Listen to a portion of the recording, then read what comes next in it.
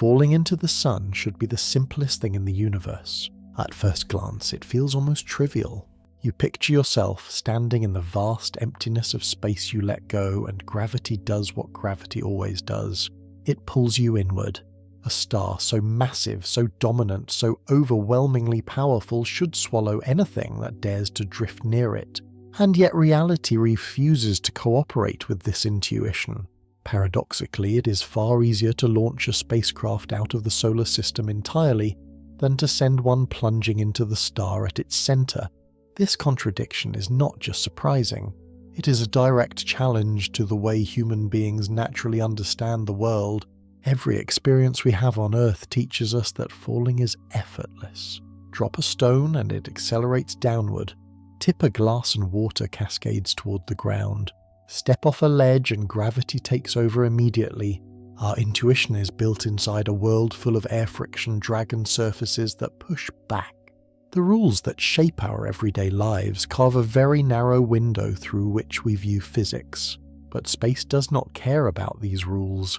Imagine removing every trace of air friction and resistance from your surroundings. Imagine a place where nothing slows you down and nothing helps you stop. A place where motion continues not for seconds, not for minutes, but forever unless another force intervenes. This is space. This is the environment in which the solar system operates. And in this environment, falling is not a simple matter of giving into gravity. It is a delicate dance between motion and attraction, between direction and speed, between the straight line your body wants to follow and the curved path that gravity tries to bend around a star. Right now, even as you read this, you are moving around the sun at tremendous speed, about 30 kilometers per second. This sideways motion is not optional. It is not something we turn on or off. It is baked into the orbit of Earth itself. Every mountain, cloud, ocean, city and launch pad is swept along at this astonishing velocity. When a rocket leaves Earth, it does not leave this motion behind. It carries that sideways speed with it because orbital motion is not something you escape by flying upward. It is something you escape only by changing your speed relative to the sun. This single fact is the foundation of the entire paradox. Falling into the sun is not hard because the sun's gravity is weak. It is hard because our sideways motion, our orbital velocity is enormous. It is the invisible anchor that keeps Earth in its stable loop and prevents us from spiraling inward. This sideways speed is not something gravity automatically cancels. On the contrary, gravity bends that motion into a circular path. That curved path is the orbit. It is the very reason Earth continues circling the sun instead of plunging into it, and it is the reason every spacecraft automatically enters a similar stable orbit, unless extraordinary effort is used to change that inherited motion. So when we imagine falling into the sun, we imagine something simple, stepping off a cliff, letting ourselves drop. But in the real solar system, you're not standing still. You're racing around the sun with the speed of a cosmic bullet. To fall inward, you would not simply let go. You would have to erase that sideways velocity almost completely. You would have to cancel the motion of an entire planet from the frame of a tiny spacecraft. That is why the paradox exists. That is why this problem is not intuitive. That is why plunging into the sun is profoundly harder than escaping its gravity altogether. And this is only the beginning. The deeper we go, the stranger the physics becomes. In the next part, we'll peel back the layers of our intuition and uncover why motion, not gravity, is the true master of the solar system. If you step outside on a calm morning and look up at the sky, nothing about your senses suggests that you are racing through space. The trees stand still, the clouds drift lazily, and the ground feels solid beneath your feet. Yet at this very moment you're hurtling around the sun at nearly 30 kilometers per second, a speed so immense that if you tried to feel it, your mind would have no frame of reference to comprehend it. Every atom of your body is participating in this great motion. The oceans, the mountains, the skyscrapers, all of Earth's mass is locked into this enormous circular sweep around our star. And this invisible motion is the first and greatest obstacle to falling into the sun.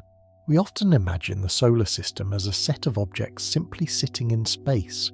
But nothing sits still out here. Everything moves and everything moves fast. If you wanted to drift calmly inward toward the sun, you would need to somehow erase the sideways movement the Earth gives you, movement so large that it overshadows almost any motion we can add with rockets. This is the detail that contradicts every instinct we have. On Earth, if you want to fall towards something, you stop pushing forward and let gravity do its work. In orbit, the opposite is true. Gravity never stops pulling, but because you are moving sideways so quickly you never fall inward, you are always missing the sun, forever sliding past the point where gravity tries to pull you down. Orbital motion is not the absence of falling. It is perpetual falling that never completes. Every spacecraft we launch inherits this enormous sideways velocity the moment it leaves the ground. When you watch a rocket rise into the sky, it looks like it's moving straight upward, as if trying to escape Earth's pull. But in reality, once the engines shut down, that spacecraft is still going around the sun at the same astonishing speed as Earth. Nothing about its direction of launch changes the fact that it is already sprinting through space. To genuinely fall inward, the spacecraft must first undo the motion of an entire planet. This is the part that almost nobody imagines when thinking about sending something to the sun. You might believe the main challenge is heat radiation and the raging environment near the solar surface. But long before a spacecraft ever feels the sun's heat, it must fight the fundamental structure of orbital mechanics. Gravity doesn't simply pull things down, it shapes curved paths through space. These curves are the true barriers. Heat is a secondary enemy. Motion is the primary one. Think of it this way. Standing on Earth is like riding on a gigantic, perfectly smooth racetrack that loops around the sun. You are strapped to a seat that zooms around the track at nearly 70,000 miles per hour. If you were to jump off this moving platform, you would not fall inward. You would still be moving at the same high speed, simply on a slightly different path. The sun would pull you, yes, but not enough to immediately overcome the inherited sideways motion. This is why the idea of point the rocket straight at the sun does not work. Direction is irrelevant when speed dominates. No matter which way you launch, the spacecraft remains tied to the same colossal sideways momentum. The only way to escape it is to slow down dramatically, far more than any existing spacecraft can manage with onboard fuel. And that is the key insight. To fall into the sun, you cannot simply add speed. You must remove speed in amounts so enormous that it dwarfs the effort required to leave the solar system entirely. The universe makes leaving easier than falling inward. This inversion of intuition is the turning point. Once you understand that a spacecraft begins its journey already moving at immense velocity, you can see why a fall into the sun is not a fall at all. It is a battle against motion itself. Space is not a calm void waiting to swallow anything that wanders too close. It is a landscape shaped by invisible currents of inertia, where every object carries a built-in momentum that resists simple collapse. Now that we have exposed this hidden motion, the motion you cannot feel yet can never escape. It's time to examine the next layer of the puzzle, the enormous cost of undoing that speed, because falling into the sun is not just difficult. In terms of energy, it is one of the most demanding maneuvers a spacecraft could ever attempt. If you stood on a quiet beach at sunrise and looked toward the glowing edge of the horizon, nothing, absolutely nothing, would betray what is truly happening beneath your feet. The ocean seems calm, the sand is still, your breath rises gently in the morning air. But in that silent moment, you are hurtling through space at a speed that defies imagination, carried effortlessly by a world locked in a gravitational dance older than life itself. This motion is the missing ingredient in almost every misconception about falling toward the sun, because before we talk about rockets, delta-v escape trajectories, or the difficulty of reversing motion, we must confront a fact so enormous and so omnipresent that human intuition struggles to hold on to it. Earth is moving, constantly, rapidly, relentlessly.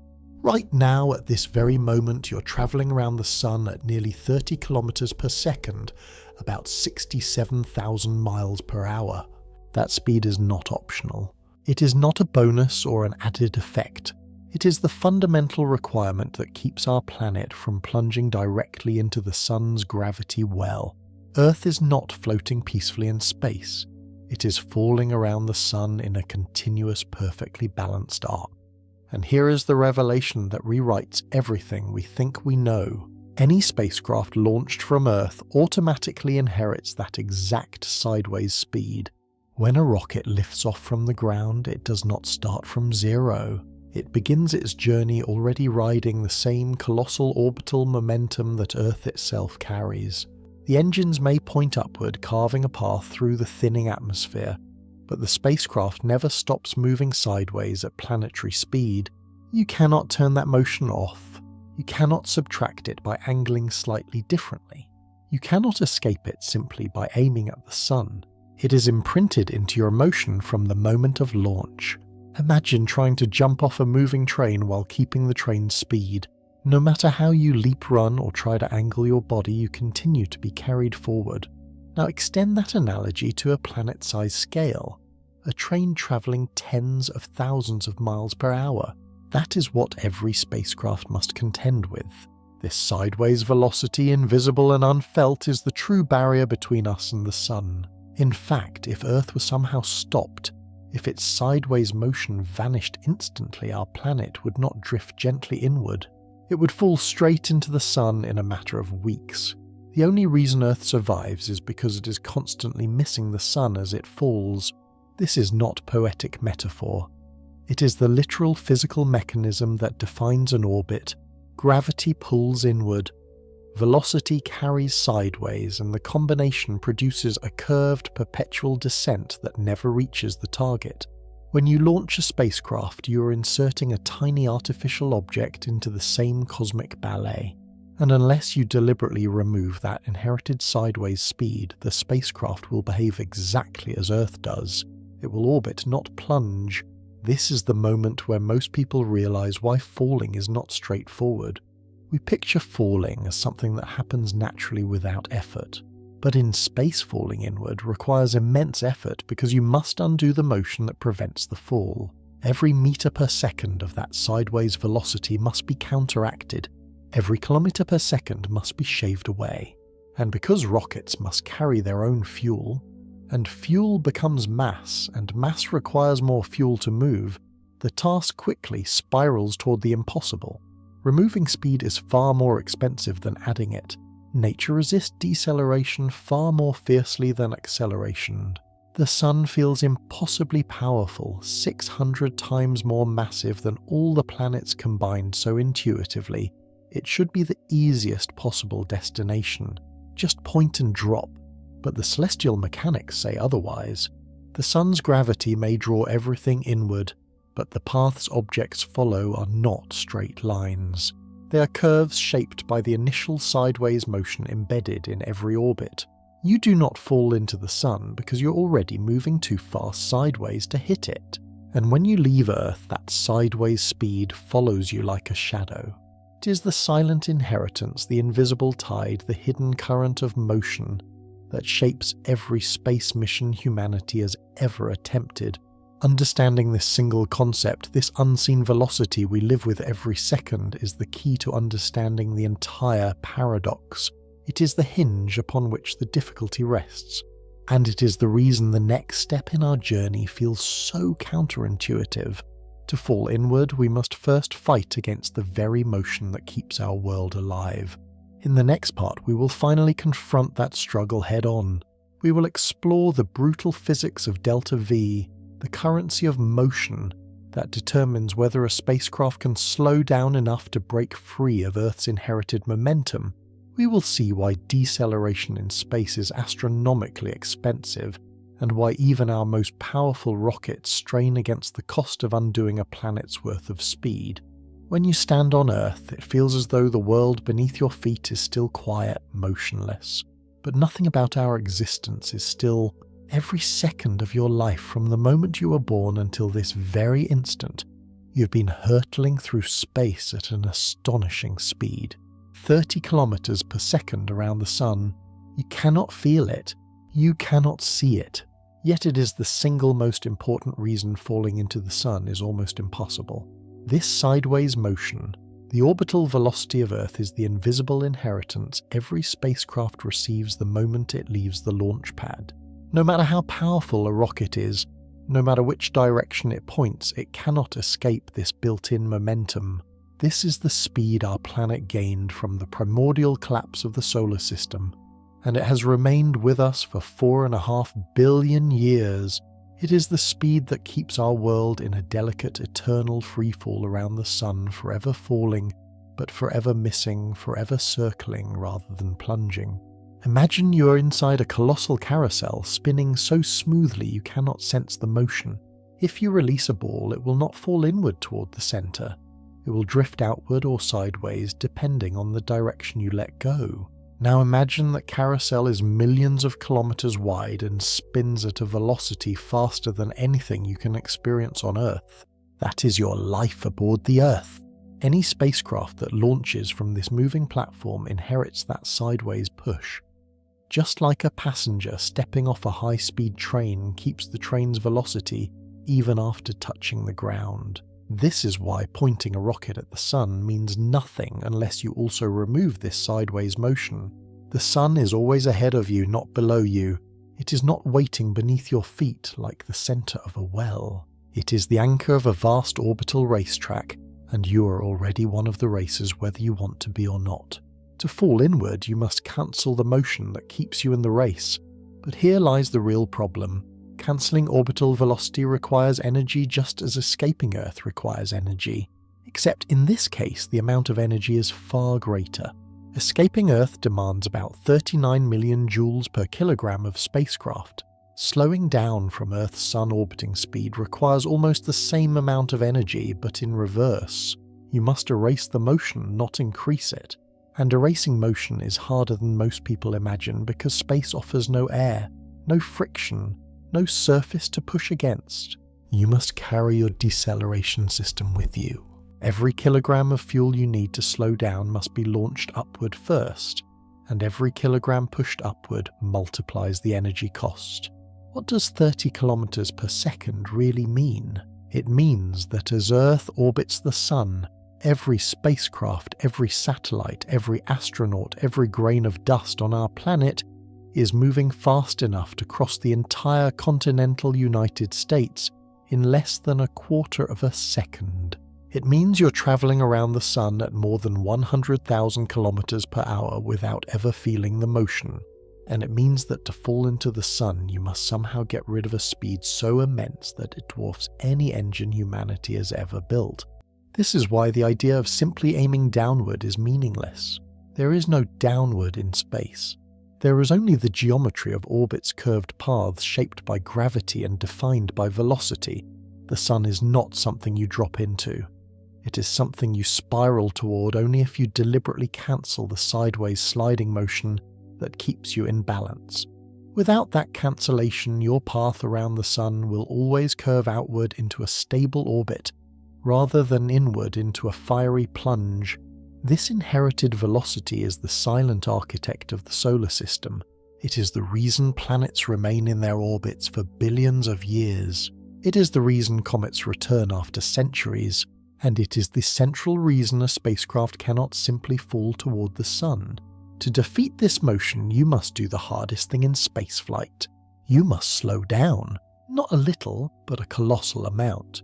Not gently but abruptly enough to erase the motion of an entire planet. Humanity has attempted this through gravity assists, through complex orbital choreography, through decade-long trajectories designed to bleed off velocity bit by bit. But even the most extreme spacecraft ever built, machines travelling hundreds of thousands of miles per hour, still cannot cancel enough speed to fall inward. And that is the paradox.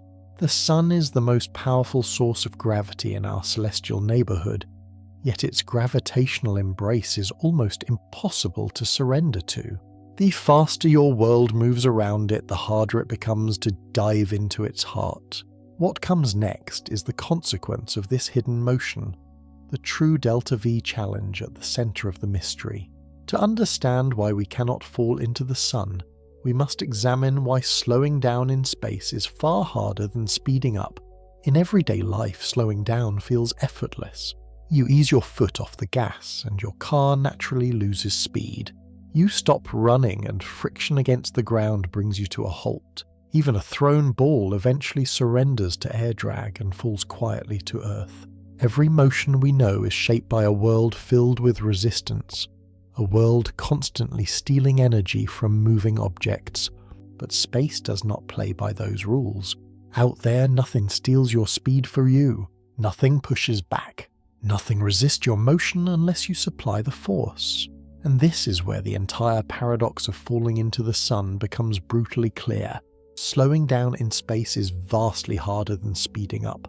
The key to understanding this lies in the concept that quietly governs every maneuver in orbital mechanics.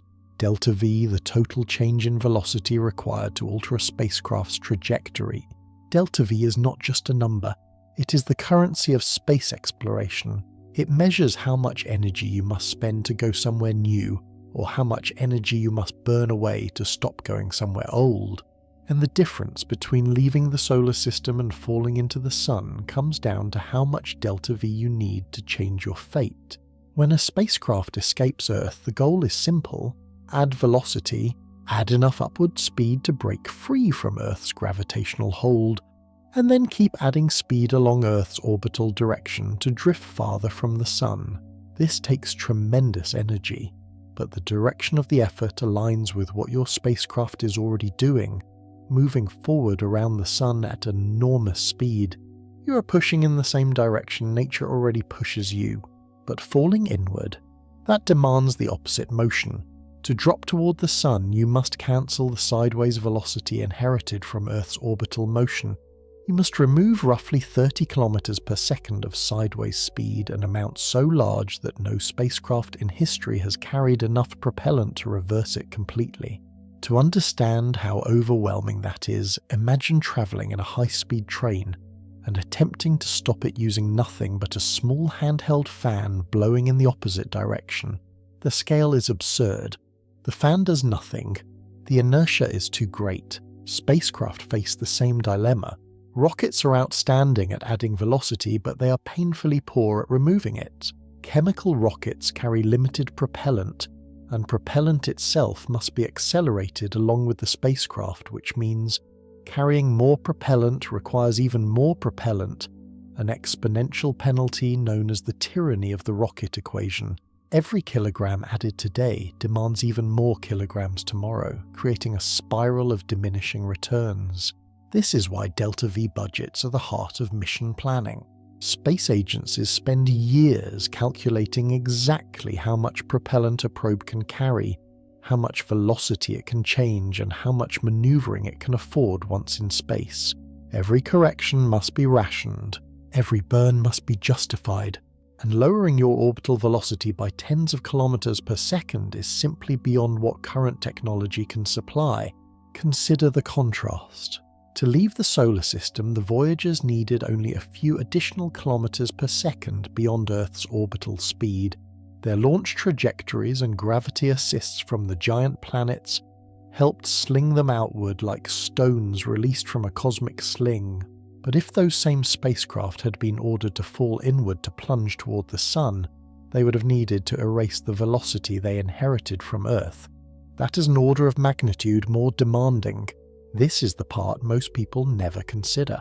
The sun is not a passive target waiting for you to fall in. It is a gravitational well that shapes everything inside it into constant freefall. Every planet, moon, asteroid, and spacecraft is not simply orbiting. It is perpetually falling inward while missing the sun because its sideways motion is too fast. To fall inward intentionally, you must reduce that sideways motion, so that your falling path curves downward instead of around, and reducing sideways motion at that scale is the single most expensive thing you can attempt in space. This leads to an even deeper truth. The sun is more protected by orbital mechanics than it is by heat or radiation. It is not thermal danger that prevents spacecraft from reaching the solar surface. It is not engineering limits of shielding or cooling. It is the brutal demand for delta V, the need to remove an enormous inherited angular momentum that the solar system imposes on every object born within it. This is why no mission in human history has attempted a direct descent. Even Parker Solar Probe, the fastest object humanity has ever created, cannot crash into the Sun. It lacks the delta V to cancel its orbital speed. Instead, Parker uses complicated gravitational loops around Venus to gradually chip away at its inherited motion, shaving small slices off the enormous sideways velocity it carries. Each flyby lowers its perihelion a little more, but never enough to plunge it into the solar surface. And so the paradox deepens. The closer you want to get to the Sun, the more sideways speed you must eliminate. Every kilometre per second that remains keeps you on a stable loop, forever circling, never falling. The Sun pulls with immense gravity, but unless your motion bends inward, gravity alone cannot force you into a collision. This is the delta V wall, the invisible barrier that makes falling into the Sun far more demanding than leaving it behind. It is a wall built from motion, from momentum, from the silent inheritance of Earth's orbit. And it is the reason why the solar system at its heart is governed not by the simplicity of falling objects, but by the elegance of celestial mechanics. But if slowing down is nearly impossible, is there any technique capable of helping us bleed away that monstrous sideways speed? Is there a way to steal velocity from the solar system itself? To find that answer, we must look to one of the most counterintuitive maneuvers ever devised, one that uses planets not as stepping stones for acceleration, but as cosmic brakes. There is a deeply persistent illusion we all carry, shaped by a lifetime of throwing balls, watching objects fall and living under the soft restraint of air resistance.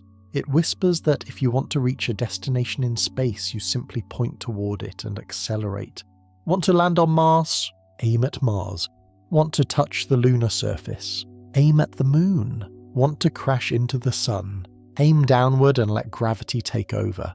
But this intuition, so natural, so familiar, breaks the moment we leave the atmosphere. Because space does not work like a shooting range. There is no straight line. There is no downward direction. There is no just aim and go. If you launch a spacecraft directly toward the Sun, it will not fall into it. It will miss. And not just by a little. It will bend into a curved path, fall inward for a brief moment, then swing around and enter yet another stable orbit. Another loop carved by the same physical laws that keep Earth circling the Sun year after year. In space, everything curves. Every trajectory is a negotiation between velocity and gravity, a constant tug-of-war between the urge to fall and the urge to move forward. A spacecraft is no exception. It is born with a tremendous sideways motion 30 kilometers per second around the Sun, and unless you erase that sideways motion, gravity cannot take you inward. It can only bend you, steer you, redirect you into another long arc. Think of riding a colossal merry-go-round. Even if you leap inward, you do not land at the center. The rotation drags you sideways so fast that your attempt to move inward becomes a spiral. The same happens to a spacecraft leaving Earth. Even if the engines point straight toward the Sun, the vessel does not fall straight down. It slips sideways with astonishing speed, carving an ellipse rather than a dive. This reveals the core truth. To truly fall inward, your velocity vector must be radically transformed, not redirected, not tilted, reduced. The sideways component, Earth's orbital inheritance, must be stripped away until almost nothing remains. In physics terms, the spacecraft's tangential velocity must be nearly zero. Only then does the Sun's gravity dominate enough to pull you in a direct plunge. But deleting that velocity requires a change so enormous that rocket engines simply cannot provide it. Their fuel, their thrust curves, their mass ratios, none are sufficient to erase the speed of an entire planet. This is why pointing your rocket at the Sun is almost meaningless. Direction does not matter when your inherited momentum is so overwhelmingly sideways. Even if you fire your engines continuously trying to counteract that massive orbital motion, the effort is hopeless. You are trying to stop a bullet train by blowing a handheld fan in the opposite direction. The scale mismatch is too great, and even if through some miracle you reduce your orbital velocity just enough to lower your trajectory slightly, the result is not a fall, it is a lower orbit. The spacecraft simply drops to a new ellipse, moving faster than before, swinging closer to the Sun but still refusing to hit it. This is the well-known property of orbital motion. The closer you get to the central body, the faster you move. Falling inward does not slow you down, it accelerates you. Gravity feeds you speed. Ironically, approaching the Sun makes your sideways velocity larger, not smaller, because you are sliding down a gravitational well. This is the opposite of what intuition suggests. On Earth, moving downwards slows you down because friction and collisions eat your energy. In space, falling inward gives you more energy, more speed, more sideways motion. So even if you drop closer, the Sun pushes you into an even tighter, faster orbit rather than pulling you straight down. This is the part that breaks the brain. Falling toward the Sun speeds you up, which prevents you from falling into the Sun. It is a self-protecting system of motion, a cosmic choreography built into Newton's laws. If you want to actually fall inward, you must do the one thing gravity cannot do for you. Remove energy from your motion. You must slow yourself down in a realm where nothing naturally slows you. No air, no drag, no collisions, no resistance, only silence and motion stretching forever. This is why Parker's solar probe did not aim at the Sun. Why every solar mission dances across planetary flybys instead of diving straight inward. Why crashing into the Sun, despite what intuition screams demands more energy than escaping the solar system entirely. Space refuses straight lines, gravity refuses simplicity, and the Sun refuses to be reached by anything following the path we would expect. The universe does not reward the approach of point and shoot. It demands respect for its geometry. It demands obedience to its curves. And if we wish to get closer, truly closer, we must embrace the next chapter of this story.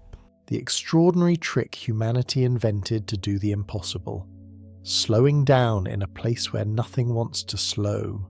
For decades, falling into the Sun lived more as a thought experiment than a mission objective, a kind of theoretical puzzle hidden inside orbital mechanics. That changed the moment humanity attempted the impossible, sending a spacecraft as close to our star as physics and engineering would allow. The Parker Solar Probe is not simply a mission. It is the clearest demonstration of how profoundly difficult it is to move inward through the solar system. It is the closest we have ever come to challenging the very architecture of orbital motion itself. Parker's journey did not begin the way intuition might suggest. No rocket was ever pointed directly at the Sun. No trajectory was ever drawn as a straight downward plunge. Instead, the spacecraft was placed into a path that looked almost evasive, looping outward, first, then curling inward again, as though dancing around the gravitational landscape rather than diving through it. This strange choreography was not artistic, it was necessary. At the moment Parker left Earth, it was already moving at nearly 30 kilometers per second around the Sun's speed. Inherited from the planet's own orbit, written into every atom of the rocket, every bolt, every circuit board. To fall inward, that speed had to be chipped away gradually, piece by piece, orbit by orbit, using gravitational assists rather than brute force propulsion. No engine ever built could erase 30 kilometers per second of orbital motion, but a planet, particularly Venus, could help bend the spacecraft's path into a tighter spiral. Each flyby was like stepping down one rung on an enormous cosmic staircase. After every encounter with Venus, Parker lost a little more of its sideways momentum, sinking into a slightly deeper, slightly more elongated ellipse around the Sun. The process was slow, patient, almost surgical. Orbital mechanics does not reward impatience, it punishes it. If Parker had approached Venus at the wrong angle or at the wrong speed or even at the wrong moment in the planet's orbit, the mission could have been thrown outward, instead of inward, wasting years of careful planning.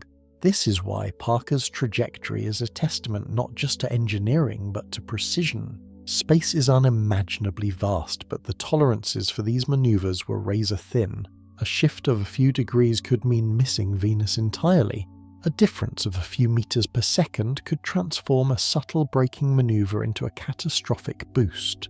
Newton's laws have no sympathy, no flexibility. They operate with the same ruthlessness, whether dealing with a falling apple or a spacecraft hurtling through the inner solar system. As Parker spiraled inward, its speed paradoxically grew rather than shrank.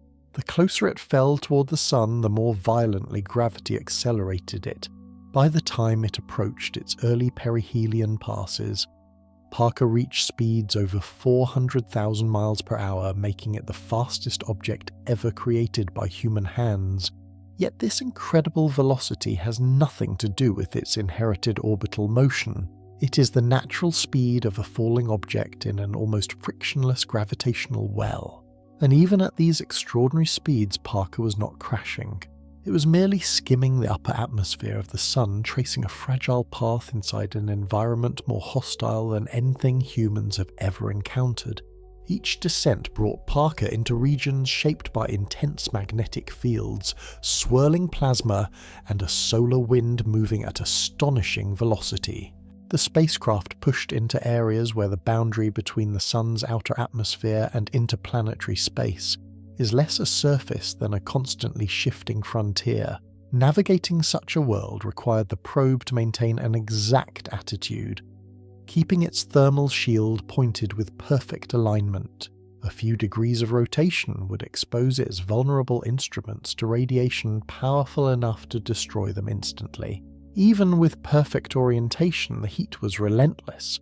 The sun does not simply shine, it floods the space around it with energy in every direction. The only way Parker could endure such proximity was through technology specifically invented for this mission. A heat shield of carbon-carbon composite layered with a brilliant reflective ceramic coating. This shield absorbed temperatures over 2,500 degrees Fahrenheit, while keeping the spacecraft's interior only slightly warmer than an average room. Behind it, Parker's instruments operated in deep artificial shadow, protected from the fury of the star it was built to study. Yet it's important to remember the purpose behind this extraordinary journey. Parker was not trying to crash into the sun, it was trying to get close enough to measure the motion of charged particles, sample the solar wind, and study the magnetic structures that shape space weather. But the mission's deeper significance lies in what it reveals about falling inward. If reaching the sun's outer atmosphere requires such elaborate choreography, such delicate balancing of forces, such extreme engineering, then the full descent and actual plunge into the star must be almost unimaginably complex. This is why Parker serves as the perfect boundary marker. It is the closest humanity has ever travelled to the sun yet. It demonstrates how far we remain from making direct collision. Each orbit Parker completes is a reminder of the hidden architecture of motion, that falling inward is not a simple surrender to gravity, but a battle against inherited momentum, a careful negotiation of orbital geometry, and a confrontation with an environment no spacecraft can yet endure. The spacecraft's journey is not merely a scientific mission, it is a testament to a deeper truth. The sun is not easy to reach even when you are flying directly toward it. And the closer Parker gets, the more clearly it shows why the path inward is one of the most formidable challenges in all of space exploration. In the popular imagination, gravity assists are almost magical shortcuts, cosmic slingshots that fling spacecraft toward the outer worlds at impossible speeds. Voyager did it. Cassini did it. New Horizons did it on its way to Pluto. Nearly every great mission to the distant frontier of the solar system has relied on the gravitational pull of giant planets to gain momentum for free. It is a familiar story in space exploration told again and again. Use a planet's gravity, steal a bit of its orbital motion, and come out the other side faster than you went in. But what most people don't realize, what feels almost like a secret rule hidden beneath the surface, is that gravity assists can do the opposite as well. They can slow you down, they can act as a celestial brake in the emptiness of space where there are no air brakes, no parachutes, no friction, and no atmosphere to push against gravity becomes the only tool that can meaningfully reshape a spacecraft's motion without burning enormous amounts of fuel. And if your goal is the sun not escaping from it but falling toward it, this strange inverted version of the slingshot becomes essential. Imagine a spacecraft approaching Venus, a world smaller than Earth, but orbiting closer to the sun at incredible speed. Venus races along its orbit at more than 35 kilometers per second, a furious sprint around the star.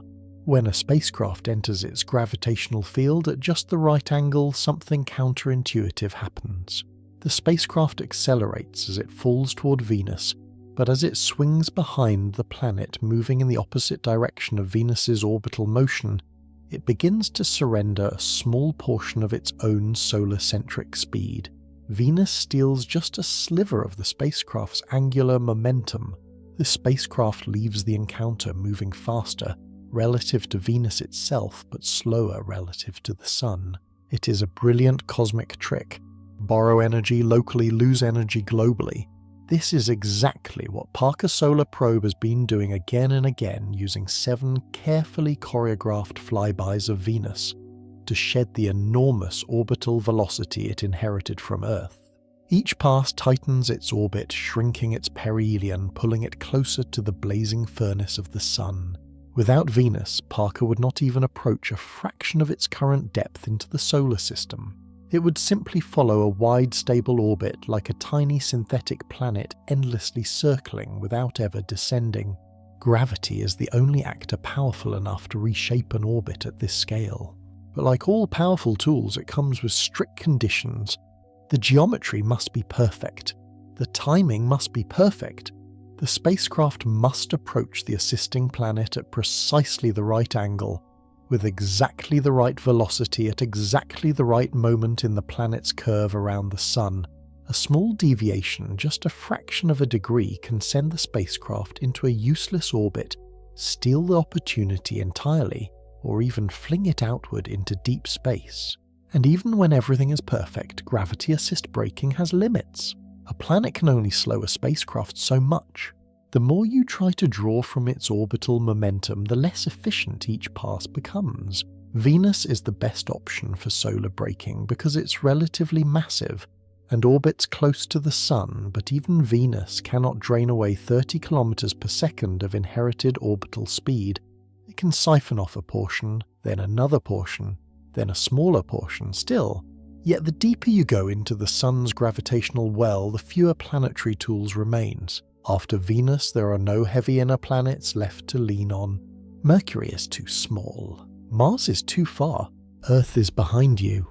Jupiter and Saturn are in the opposite direction entirely. This is why Parker Solar Probe's mission design is more like a tightly choreographed dance than a straightforward dive. It must spiral inward slowly with each Venus encounter, tightening its path bit by bit. There is no sudden plunge, no dramatic freefall, only the slow calculated shedding of orbital energy until Parker reaches regions no spacecraft has touched before. If gravity assists could decelerate without limit, if the universe were more generous, then we could imagine using dozens or hundreds of planetary passes to bleed away every last trace of sideways motion. In theory, that could produce a trajectory that intersects directly with the Sun's surface. But nature does not allow that. The solar system's layout simply doesn't contain enough mass in the inner region to extract that much momentum. The supply of usable planets runs out. The geometric windows become impossibly narrow, and the delta V required to finish the job remains far beyond what any modern spacecraft can carry. Even so, the fact that gravity can act as both a slingshot and a brake is one of the most elegant symmetries in celestial mechanics. It means that planets are not just stepping stones for outward journeys, but also silent gatekeepers for travelers daring to venture inward. It means that slowing down in space something so trivial on Earth is a rare art form among the stars. And it means that the path toward the Sun is not a simple plunge, but a subtle negotiation with the orbital ballet of worlds. As Parker approaches each perihelion, its speed climbs again not from engines but from the Sun's relentless pull. It races inward faster than any object humans have ever built. Yet that very speed is the reason it cannot fall. Speed protects it, holds it aloft, forces it to skim the sun instead of surrendering to it. And gravity assists these intricate planetary pirouettes are our only way to even challenge that balance. Our only tool for reaching closer to the star that has held humanity in its orbit since the beginning of time. For a moment, imagine you've succeeded. You have carved your way inward, shedding orbital speed through gravity assists, bending your trajectory ever closer to the inner furnace of the solar system. You are finally on a path that skims just a few million miles above the solar surface, a distance unimaginably close by astronomical standards. You have overcome the hardest obstacle of all, breaking the sideways momentum that keeps everything in orbit, and now at last the sun fills your sky.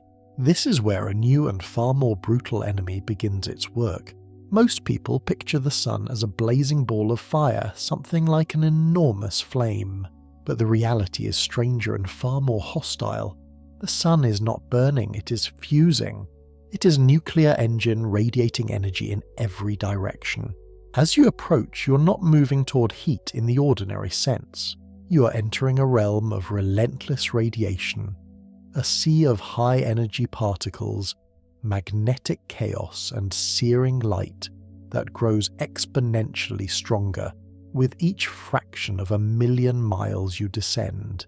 The intensity of sunlight at Earth's distance is already powerful enough to warm an entire planet, drive weather systems, and sustain life. But near the sun, that same energy multiplies into something almost mythic.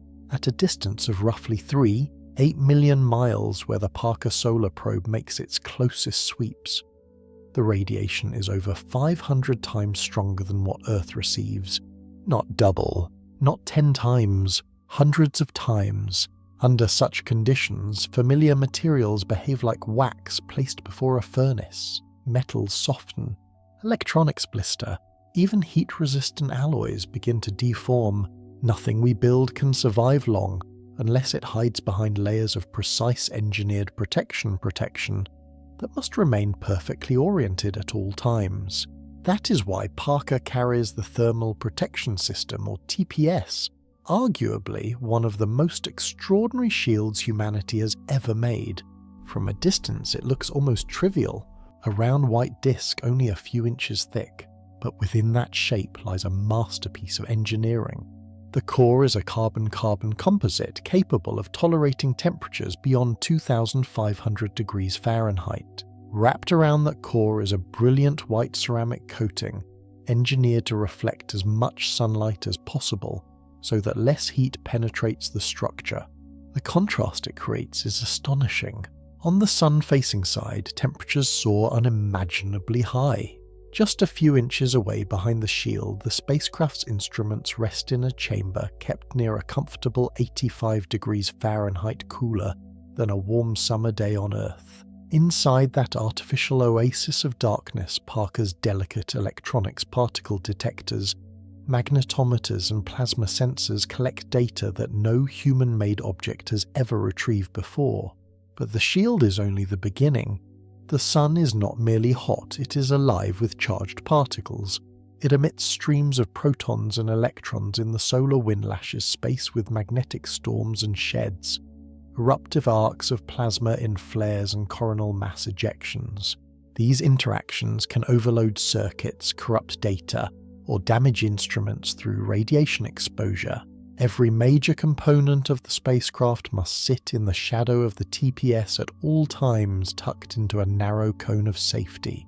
Even the solar panels, the only source of the probe's power, must partially retract as it nears the sun, exposing just the smallest sections needed to keep the systems alive. To manage what heat remains, Parker uses an active liquid cooling system, circulating deionized water through loops that carry excess thermal energy away from vulnerable electronics. It is a system that would boil instantly if exposed to sunlight, so it must operate entirely within the shield's protective shadow. And then there is the strangest layer of all. The solar corona, Counterintuitively, this outermost atmosphere of the Sun reaches temperatures of over 1 million degrees Fahrenheit, but because the particle density is incredibly low, the heat does not transfer in a way we intuitively recognize. You could drift through the corona briefly and not be vaporized by contact. Instead, the true danger is the radiation, the invisible penetrating glare that overwhelms matter, not by touching it, but by energizing it from within. This region is where Parker has ventured repeatedly, making humanity the first species to touch the atmosphere of its own star. But these close passes are fleeting. Each orbit only dips into the corona for a short time before the spacecraft arcs back outward into cooler space. This cyclical motion is not an accident, it's the only way to survive.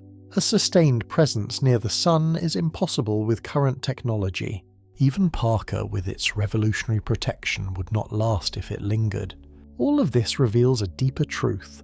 Getting close to the Sun is not a single challenge, but a layered gauntlet of physics, engineering, heat, and radiation.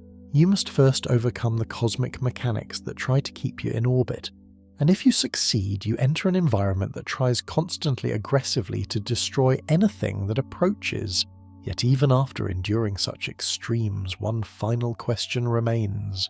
If a spacecraft manages to reach an extraordinarily close orbit, could it ever truly fall into the Sun? The answer lies not in heat or radiation, but in motion itself.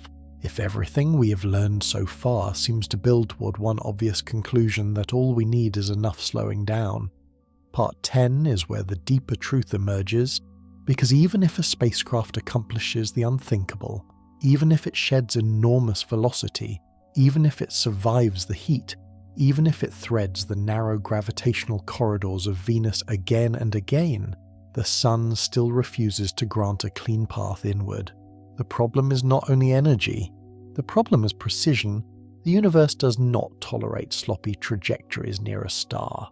Think of the inner solar system as a vast arena where every object is in motion. The Sun is not a stationary target waiting to be hit. It is a moving star tugging every world along in its orbit around the galaxy. Venus races around it. Mercury darts at incredible speed.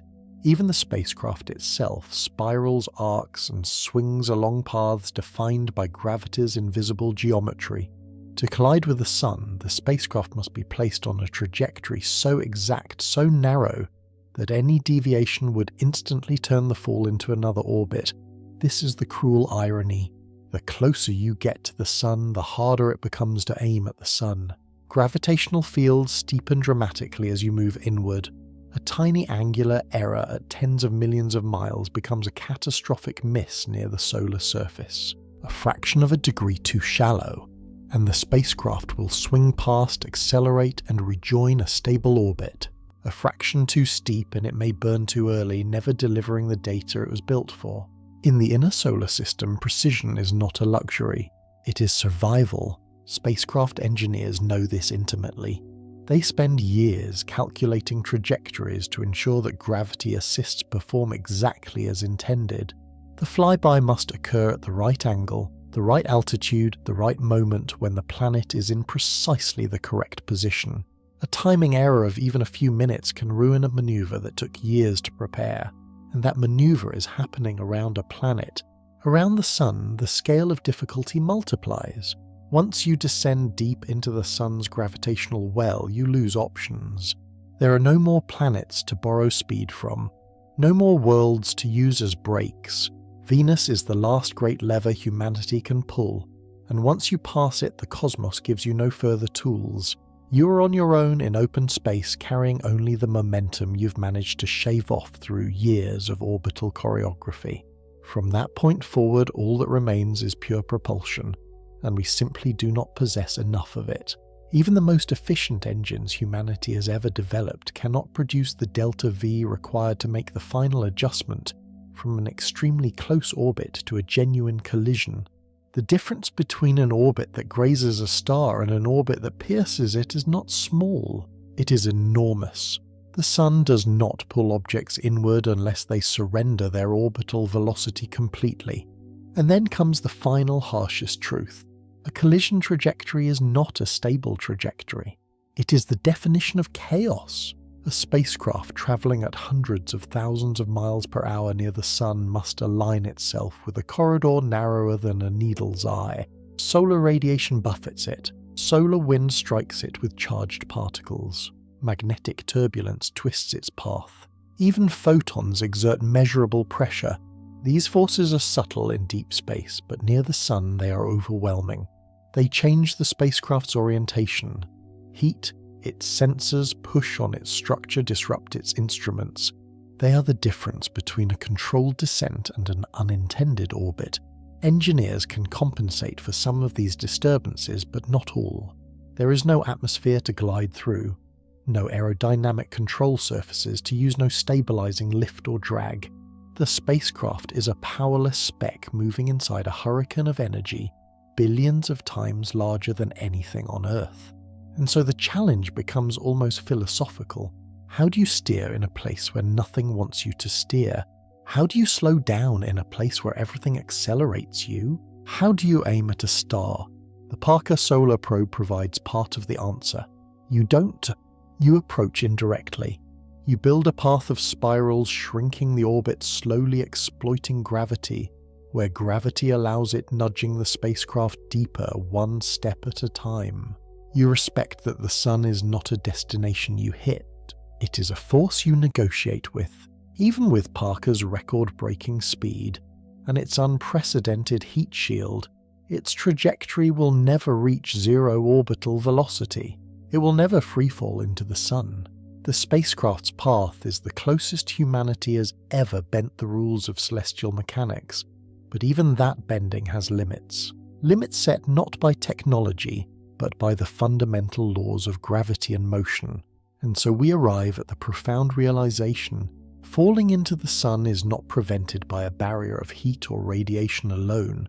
It is prevented by mathematics, by the precise, unforgiving geometry that governs every orbit.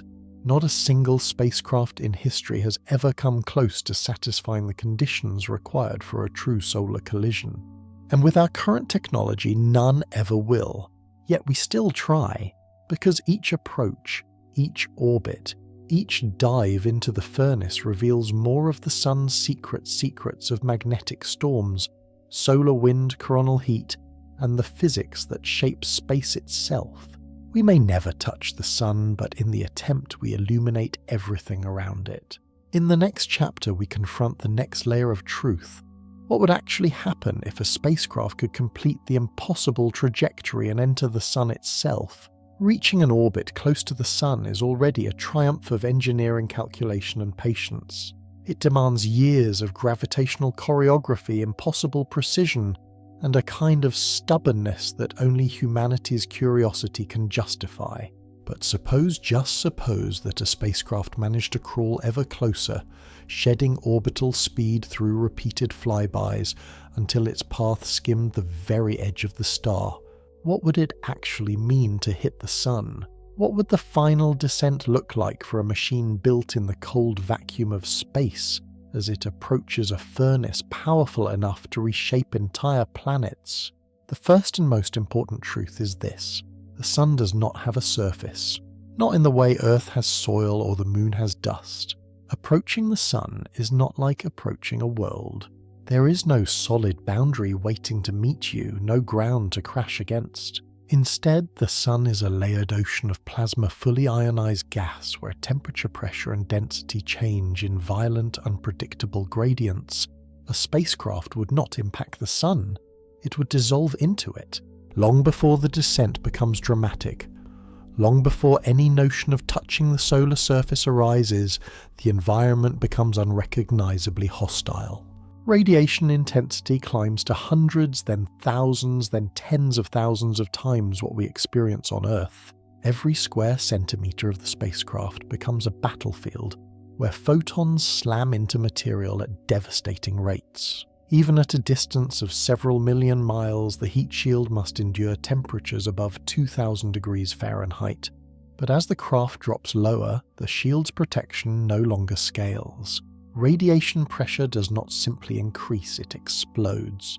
A few thousand kilometers above the visible surface, the spacecraft enters the photosphere's outer fringes. Here temperatures reach roughly 10,000 degrees Fahrenheit, but the real threat is not just heat, it is the relentless bombardment of charged particles. Electrons, protons and ions travel at blistering speeds, eroding metal, stripping atoms and overwhelming every electrical system. Shields that survive the corona lose coherence.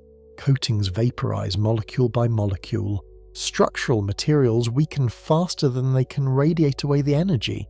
The spacecraft's interior, previously kept at room temperature by a complex ballet of water, cooling reflective coating and shadow geometry, begins to fail.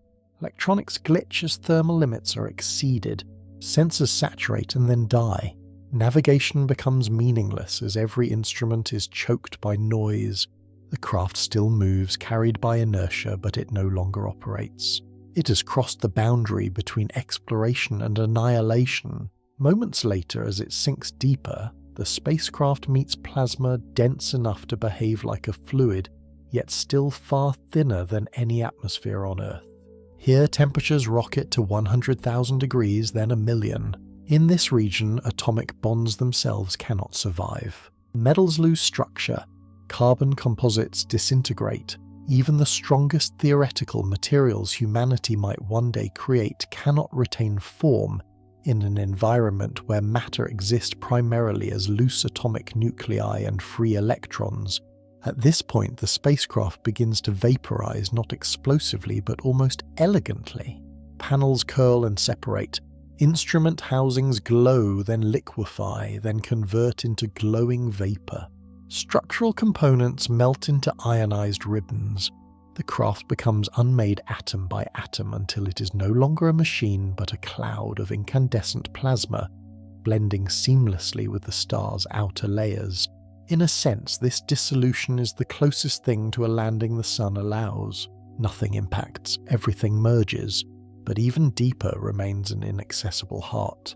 Beneath the photosphere lie the solar convection zone, the radiative zone and the core regions where temperatures soar to millions of degrees and matter is compressed into states unlike anything on Earth. No spacecraft can witness these realms. Nothing we build could survive for even a fraction of a second. Even our imagination struggles. Nuclear fusion, magnetic storms, plasma currents larger than continents, and pressures that turn hydrogen into exotic forms. This is why, in every practical and theoretical sense, falling into the sun is not a mission. It is an ending, yet the impossibility reveals something profound. The sun, for all its brightness and violence, is not simply a destructive monster. Its very nature shows why planets continue to orbit without falling. It shows why spaceflight is governed not by intuition, but by the invisible geometry of motion and gravity. And it shows why, despite the sun's overwhelming presence, the path inward is the most difficult journey of all. A spacecraft cannot crash into the sun because the sun is not a place to crash into. It is a process, an ongoing explosion contained by gravity, a star whose boundaries fade smoothly from vacuum to inferno, leaving no surface to strike. Approaching it is to approach the limit of matter itself, and so the final lesson emerges.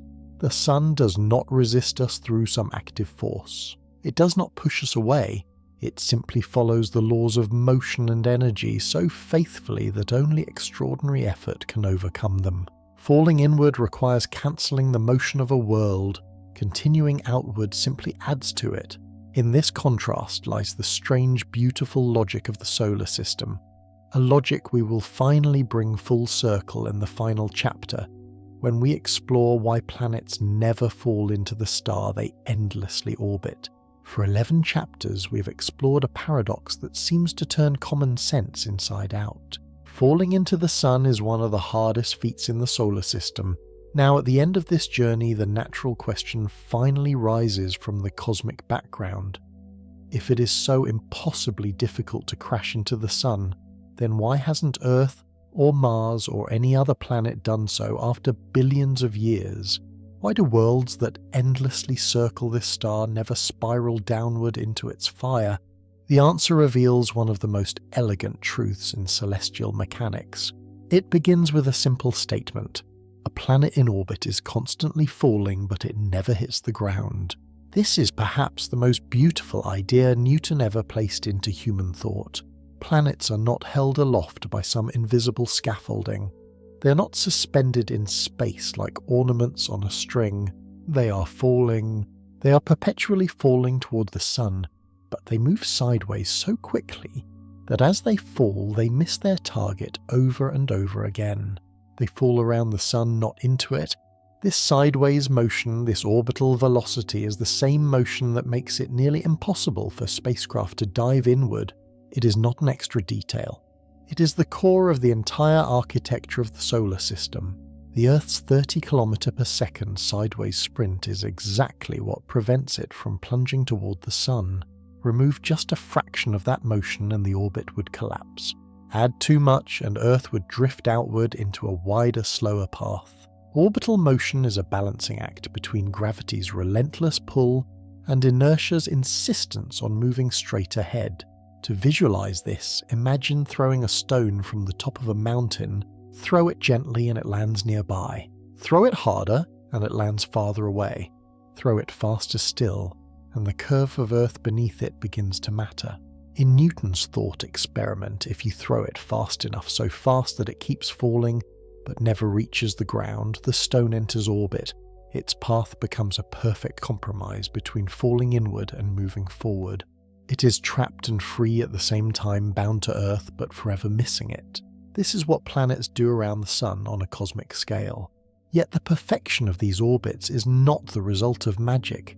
They are the outcome of the solar system's violent birth. 4.5 billion years ago, planets formed from swirling rings of dust and gas rotating around the newborn sun. This rotation, this enormous reservoir of angular momentum, is conserved across the ages. The planets keep the motion they inherited at birth. They do not slow down. They do not lose speed to friction because there is nothing to rub against in space. In the vacuum between worlds, orbits are preserved with astonishing stability. Still, nothing in the universe is truly eternal. Over timescales of trillions of years, passing stars, tidal distortions, and the slow gravitational whispers of giant planets will shift orbits. But these changes are so subtle, so stretched across unimaginable spans of time, that for all practical purposes, a planet's path around the sun is stable. Earth has danced this same elliptical arc for eons. It will continue long after the last human thought fades from memory. The same inertial shield that makes diving into the sun nearly impossible is the same protection that keeps entire worlds safely circling its glow. And here lies the elegant symmetry of the entire paradox. The sun's gravity does not pull planets inward, it pulls them around. The idea seems almost poetic. The worlds are not held by a chain, but by motion itself. They orbit not because they resist the sun, but because they surrender to it completely. Gravity bends their path, shaping their forward momentum into an endless fall. It is a dance so ancient and so perfectly choreographed that it continues without friction, without interruption, without fading. This is also why planets do not gradually spiral into the sun. There is no atmospheric drag on a cosmic scale. There is no medium to steal energy from their orbits. There is only the deep geometry of curved spacetime and the persistent inertia of ancient motion. The sun pulls, the planets respond, and the orbital balance holds steady. Now reflect on the journey we have taken, from the difficulty of shedding orbital speed to the enormous delta V required to erase Earth's inherited motion, to the incredible feats of the Parker Solar Probe and the harsh furnace of the solar corona. We arrive at a realization both humbling and profound. Orbit itself is a sanctuary. The very reason we cannot easily fall into the sun is the same reason the solar system exists in its beautiful stability. In the end, this paradox teaches us something deeper than orbital mechanics. It teaches us that motion is not the enemy of gravity. It is its partner. The sun does not simply consume, it choreographs, it shapes the trajectories of worlds. It turns falling into orbit danger into harmony, collapse into balance. Every planet is a testament to this cosmic equilibrium. And so we close with a final truth. If falling into the sun were easy, we would not be here to ask why. Our existence depends on this delicate dynamic, this ancient interplay between gravity and motion that keeps Earth forever falling, forever missing, forever alive. What stops the sun from dragging everything toward its core? It holds 99.8% of all mass in the solar system. Its gravity stretches for billions of kilometers, binding planets, comets, asteroids, and dust into a vast celestial family. With such overwhelming power, it feels natural to assume the sun should behave like a cosmic drain, pulling everything inward, swallowing anything that strays too close. And yet, nothing falls. Mercury doesn't spiral inward. Earth doesn't drift closer year after year. Even fragile dust grains can orbit for ages without sinking into the furnace at the center. So what's stopping the collapse? The surprising truth is that gravity alone is never enough, not in the vacuum of space and not in a system born from motion. Every world, every fragment, every orbiting body carries an ancient sideways speed inherited from the very moment the solar system formed.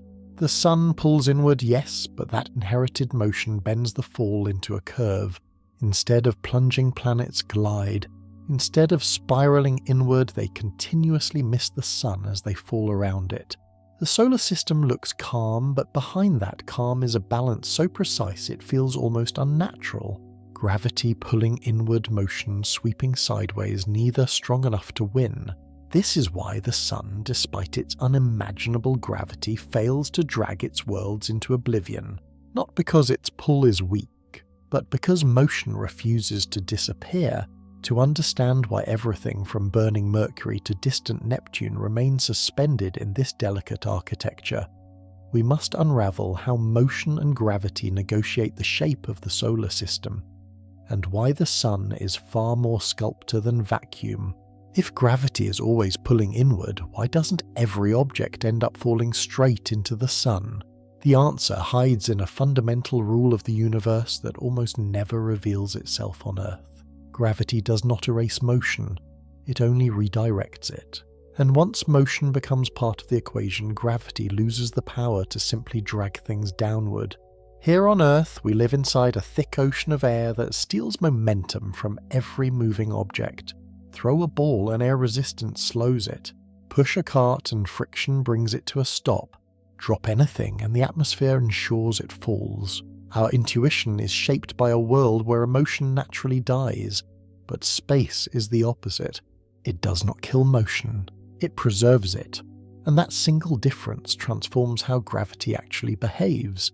To see why, imagine placing a spacecraft beside the sun, perfectly still, without the slightest sideways push.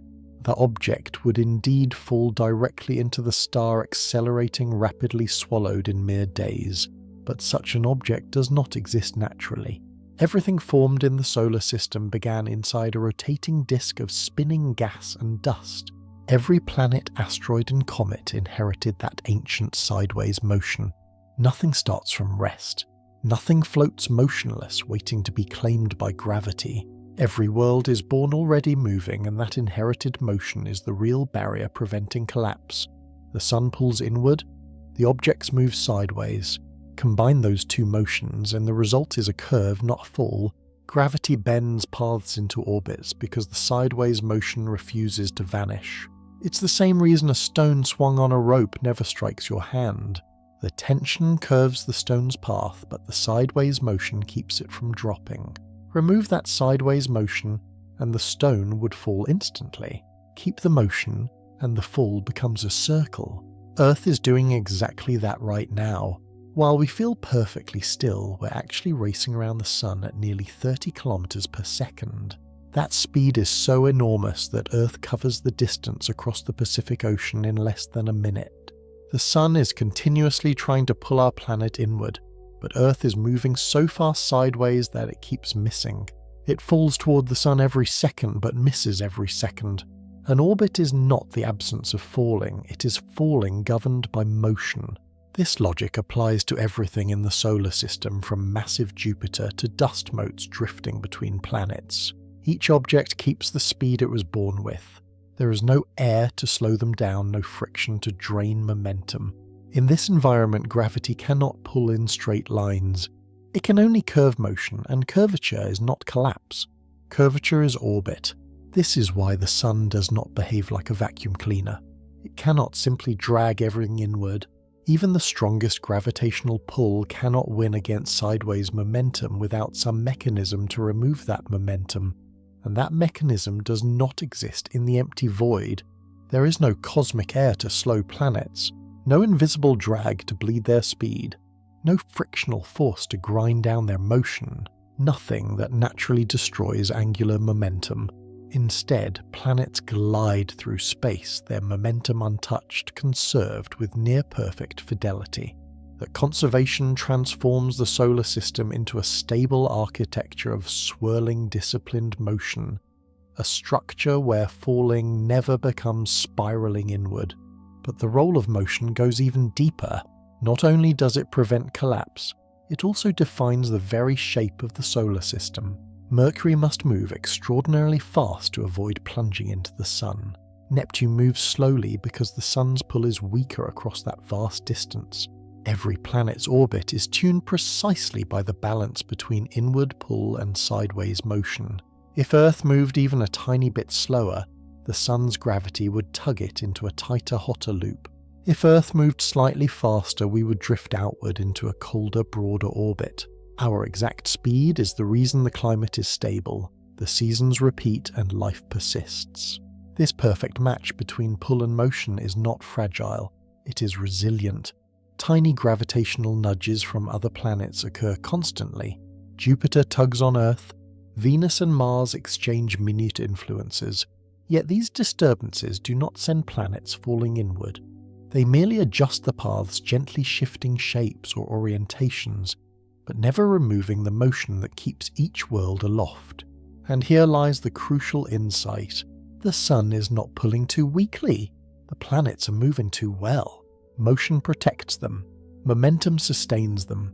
Gravity curves, but motion refuses collapse. This balance is not a temporary arrangement, it is the very nature of orbital mechanics. A planet will continue orbiting for billions of years unless something powerful enough steals its momentum. And the only things capable of doing that, catastrophic collisions, rogue stars, tidal shocks, are so rare that most planets will never experience them before the sun itself evolves. This is why the solar system looks calm, steady, almost frozen across time. It is not because gravity is weak. It is because motion is ancient, preserved, and unstoppable. Angular momentum, once given, is almost impossible to take away. It is the invisible armor of every world. But this raises an even deeper question. If motion protects planets from falling inward, then where did this motion actually come from? To uncover that answer, we must rewind cosmic history and return to the moment when the solar system was born, when a collapsing cloud of gas began to spin. And that spin became the sideways momentum that still keeps every world alive today. Every world that circles the sun today carries something older than the planets themselves, a sideways motion inherited from the birth of the solar system. And this motion is not just a detail, it is the foundation of everything. It is the invisible engine that prevents collapse, the ancient fingerprint that defines why the sun cannot simply drag its planets inward. To understand why nothing spirals toward the solar furnace, we must return to the moment everything began. 4.5 billion years ago, the solar system was not a family of planets. It was a rotating cloud, a vast disk of gas and dust collapsing under its own gravity. When any cloud contracts, a simple rule of physics awakens: conservation of angular momentum. The same rule that spins a figure skater faster when she pulls in her arms also accelerates a collapsing nebula, turning a slow drift into a cosmic whirl. As the young sun ignited at the center, the leftover material formed a disk spinning faster and faster around it. Planets were born inside that whirlpool. They did not choose their speed, they inherited it. Earth's 30 km/s sideways motion is not something it learned. It is something it was born with. Mercury's blistering pace, Jupiter's sweeping arc, Neptune's slow majestic drift. All of it is the memory of that ancient rotation. Nothing erased that motion because nothing in space is strong enough to take it away. This is why planets do not fall inward. They never had the chance to stand still.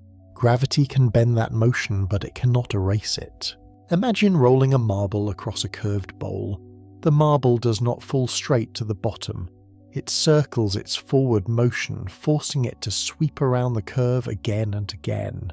The young planets behaved in exactly this way. Each one moved too quickly sideways to plunge into the sun, yet not quickly enough to escape. They settled into a compromise, a stable orbit carved by the balance between inward gravity and inherited motion. This balance became the architecture of the solar system. It defined where planets could exist, how far they could drift, and how fast they had to move to remain alive. Too slow, and they would have spiraled into the newborn sun. Too fast, and they would have been flung outward, forever lost to interstellar space. But nature is efficient. The planets that survived were the planets whose speeds matched the sun's pull perfectly. That precision still holds today, billions of years later. Earth moves exactly fast enough to keep its orbit nearly circular. Mars wanders a little more but remains stable. Jupiter's immense mass adds its own gravitational influence, sculpting the orbits around it, but never breaking the overarching balance. Saturn, Uranus, and Neptune drift at slower speeds not because they are lazy, but because the sun's pull is weaker farther out. Everything moves in proportion to the force it feels. Orbit is not a coincidence. It is the natural shape of motion under gravity. But this raises an even deeper question. If this ancient motion is so important, if it is the only reason planets never fall inward, then why does it not decay? Why does Earth not lose speed over time? Why does Mars not slow down after billions of years? Why does nothing grind these worlds to a halt? The answer lies in the nature of space itself. Space does not steal momentum. There is no friction, no air, no medium thick enough to drag a planet and bleed its speed away. Without a mechanism to remove momentum, an orbit cannot shrink. Gravity can bend motion but never stop it. The sun can guide the planets but cannot consume them. In every direction, the vacuum preserves movement with perfect fidelity. Earth could circle the sun for trillions of years if the sun itself remained unchanged. In this light, the solar system becomes a sanctuary of motion, an environment where worlds do not fall because there is nothing to make them fall. They are like dancers on a frictionless floor locked into steps that never slow, never weaken, never fade. Their motion is as eternal as the laws of physics allow, yet ancient motion alone is not the full story. The planets are not isolated balls sliding along invisible tracks. They tug on each other relentlessly. Jupiter nudges everything. Saturn echoes Jupiter's rhythms. Earth and Venus exchange gravitational influences in long, quiet cycles. These interactions are not strong enough to break orbits, but they are strong enough to shape them, stretching them into ellipses, rotating them over eons, weaving subtle harmonies that keep the solar system in long-term balance. If these interactions were chaotic, the system would not have survived. But they are not chaotic. They repeat, they synchronize, they settle into resonances, mathematical rhythms that amplify stability. Neptune and Pluto share such a resonance, ensuring their paths never intersect dangerously. Other resonances shepherd asteroids, carve gaps in the asteroid belt, and organize the Kuiper belt into families of stable orbits. This woven network of gravitational ties acts like a scaffolding, reinforcing the solar system's structure, rather than destabilizing it. Ancient motion is the engine. Gravitational resonances are the framework that holds it steady. Together they explain why the sun does not drag its planets inward. Gravity alone is not the architect of the solar system. Gravity and motion working together are. But this understanding opens the door to a deeper mystery, one not about survival but about vulnerability. If inherited motion protects planets from falling inward, then what could ever strip that motion away? What could break the balance? Under what extreme conditions could a planet actually fall toward the sun? That question redirects the entire exploration toward the rare, violent, and extraordinary forces that can destabilize orbits, and reveals the fragile boundary between stability and collapse. And that is the puzzle waiting ahead. If you were to imagine gravity as a straight-line force, an arrow pointing inward from every object toward the sun, then the solar system truly should have collapsed long ago. Worlds should have slid inward like beads on a tilted wire. Mercury should have lasted only a handful of orbits before plunging into the solar furnace. Earth's long stable year should be impossible. Yet none of this has happened. Not even close. The question is why? The answer begins with a single elegant truth. Gravity does not pull, it curves, and that difference changes the fate of every world. When you throw a ball on Earth, its path curves because gravity accelerates it downward, but it still slows still, crashes still, stops. This is because Earth's atmosphere steals motion. Resistance devours velocity. Nothing thrown on Earth can move forever because the air itself acts like a brake. Remove that air, remove all friction, all drag, all resistance, and something extraordinary happens. A thrown object would never slow down. It would keep moving at exactly the same speed unless something acted on it. Gravity would still curve its path, yes, but it would not erase its motion. In the vacuum of space, that principle becomes absolute. Motion endures, gravity redirects, and an orbit is born. This is the geometry that protects planets from falling inward. Not a shield, not a force field, but a shape. A graceful curve carved into spacetime by the sun's mass. Each planet slides along that curve like a bead following the contours of a warped surface. The planet is always falling inward, yet its sideways motion keeps it gliding along the curvature rather than descending into the center. Picture a marble placed on a gently curved bowl. If you push the marble sideways, it does not fall directly to the bottom. It sweeps around the bowl, tracing loops sometimes wide, sometimes tight, but always orbiting unless friction slows it. Now imagine that bowl without friction, and that marble given the exact sideways speed needed to perpetually sweep around the valley. That is what Earth is doing right now. That is what planets have done for billions of years. The stunning part is how little gravity wants to pull things inward compared to how much motion planets already possess. Earth moves so fast, nearly 30 kilometers per second, that gravity cannot pull it straight down. Instead, gravity bends its path into a circle that repeats endlessly. Motion wins against collapse not by overpowering gravity but by cooperating with it. This interplay is so precise that even tiny changes in velocity would transform the solar system. Make Earth just a bit slower, fractional, nearly invisible, and its orbit would elongate, pulling it closer to the Sun at each revolution. A small reduction beyond that, and Earth would begin a slow spiral inward, each orbit shrinking slightly more until the Sun's heat consumed the planet. Make Earth faster by the same tiny fraction and its orbit expands. Make it too fast and Earth would escape entirely, drifting into interstellar space. And yet Earth's speed has not drifted meaningfully for billions of years. Why? Because the solar system is almost perfectly frictionless. The vacuum does not steal energy. Gravity curves motion without draining it. This is the fundamental mechanism that preserves stability across cosmic time. Curvature without consumption. Even Einstein's theory of general relativity reinforces this idea. In that framework, planets are not pulled.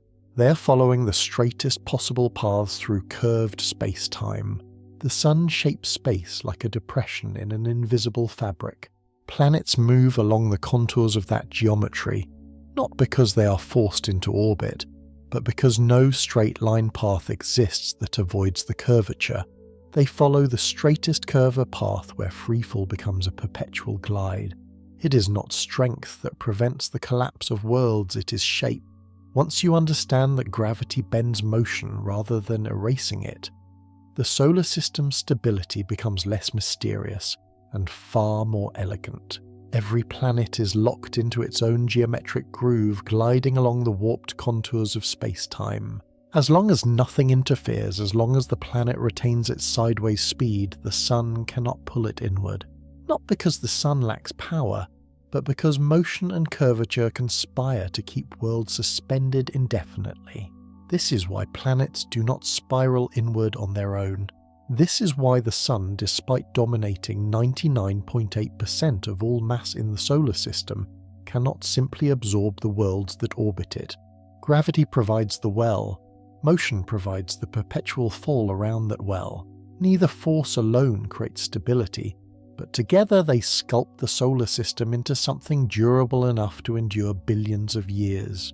Yet even this geometry does not exist in perfect isolation. The planets tug on one another. Jupiter pulls on Mars, Earth nudges Venus, Saturn influences Jupiter. A continuous web of small gravitational exchanges stretches across the system, threading each orbit into a larger pattern of balance. That network of tiny tugs shapes long-term motion-bending orbits, subtly shifting distances, rotating ellipses, but never causing the collapse that intuition would predict. Because the architecture is not fragile, it is resilient. To see just how resilient, we must look at the deeper origin of this motion, at the ancient rotation inherited from the birth of the solar system, and the conserved angular momentum that keeps worlds gliding along their paths today. That is where the story flows next. If you could freeze the solar system in a single instant and draw the paths of every world, every comet, every drifting shard of rock, you would not see chaos. You would see shapes, clean arcs, long ellipses, gentle spirals carved into the emptiness. These shapes are not accidents. They are the fingerprints of gravity shaping motion and motion shaping gravity's reach. They reveal the hidden truth. The Sun does not hold the solar system together by dragging things inward, but by bending the space around them into routes that everything must follow. And at the heart of those shapes lies a single principle. Angular momentum cannot simply disappear. This is the rule that rewrites everything our intuition tells us about gravity. On Earth, momentum seems fragile. You push something and it slows down. You throw a ball and it falls quickly. You slide across a floor and friction brings you to a halt.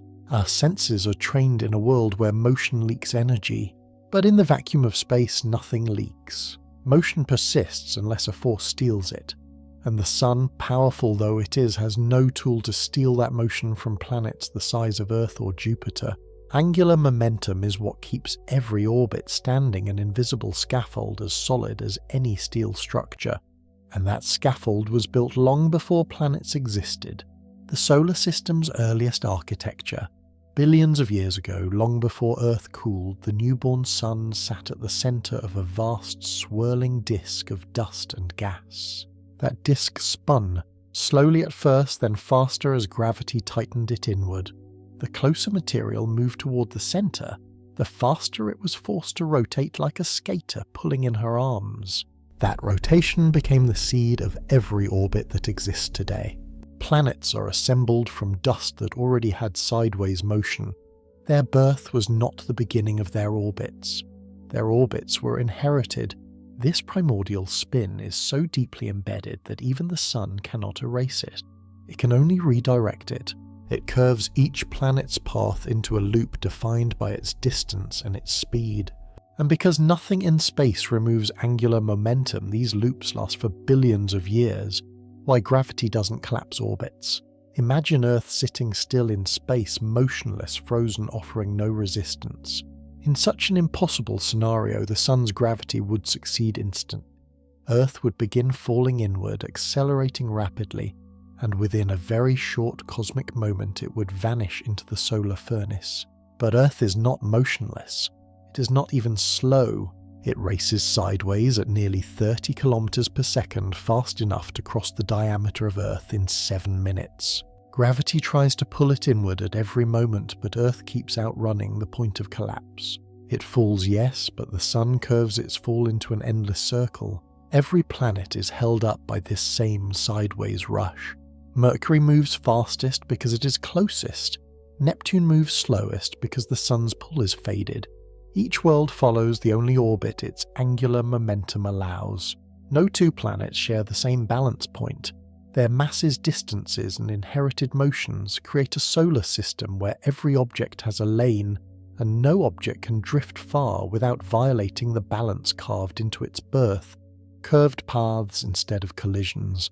When we look at the planets, we imagine them as beads sliding along fixed tracks, but the reality is stranger. The tracks are not solid. They are made of geometry, Einstein's geometry. Space around the Sun is curved bent inward by the Sun's enormous mass. Planets move along these curves not because they are being sucked in, but because they are following the straightest possible path through distorted space-time. In Newton's picture, gravity bends motion into an orbit. In Einstein's picture, space-time bends motion into an orbit. Either way, the result is the same. The Sun doesn't drag planets inward, it steers them. Why small objects fall in more easily. You might wonder, if angular momentum protects planets, why do some things eventually fall into the Sun? Why do dust grains spiral inward? Why do some comets break apart during close approaches? The reason is scale. Tiny particles can lose angular momentum through interactions planets are immune to. Solar radiation pushes dust. The solar wind drags it. Magnetic fields twist its motion. These forces are too weak to alter the orbit of a world, but they can slowly grind down the momentum of a grain of dust over thousands or millions of years. Small things fall inward because they can be slowed. Planets cannot. Their mass is too large. Their momentum is too vast. Their orbits are too stable to be affected by subtle forces drifting through the solar system. The Sun's gravity is not a drain. If you want to picture the true structure of the solar system, do not imagine a whirlpool pulling things inward. Imagine a grand circular arena where every participant is sprinting at exactly the right speed to stay in the race. Gravity is the inward boundary that keeps them from flying away. Angular momentum is the outward push that keeps them from crashing inward. Remove either and the system collapses. Keep both and stability emerges. This balance is not fragile. It is sustainable. It has lasted billions of years. It will last for billions more until the Sun changes form and rewrites the architecture entirely. And that transformation is where our exploration leads next.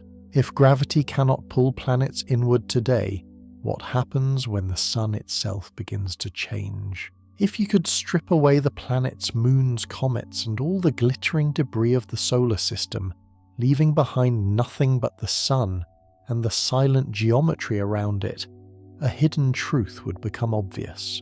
The Sun does not rule by pulling, it rules by shapings. Its gravity does not behave like suction.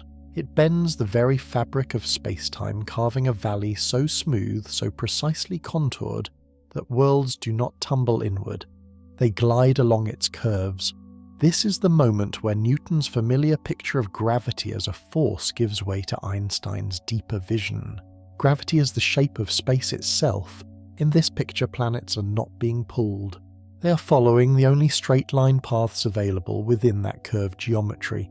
They are not resisting the Sun, they are obeying the terrain.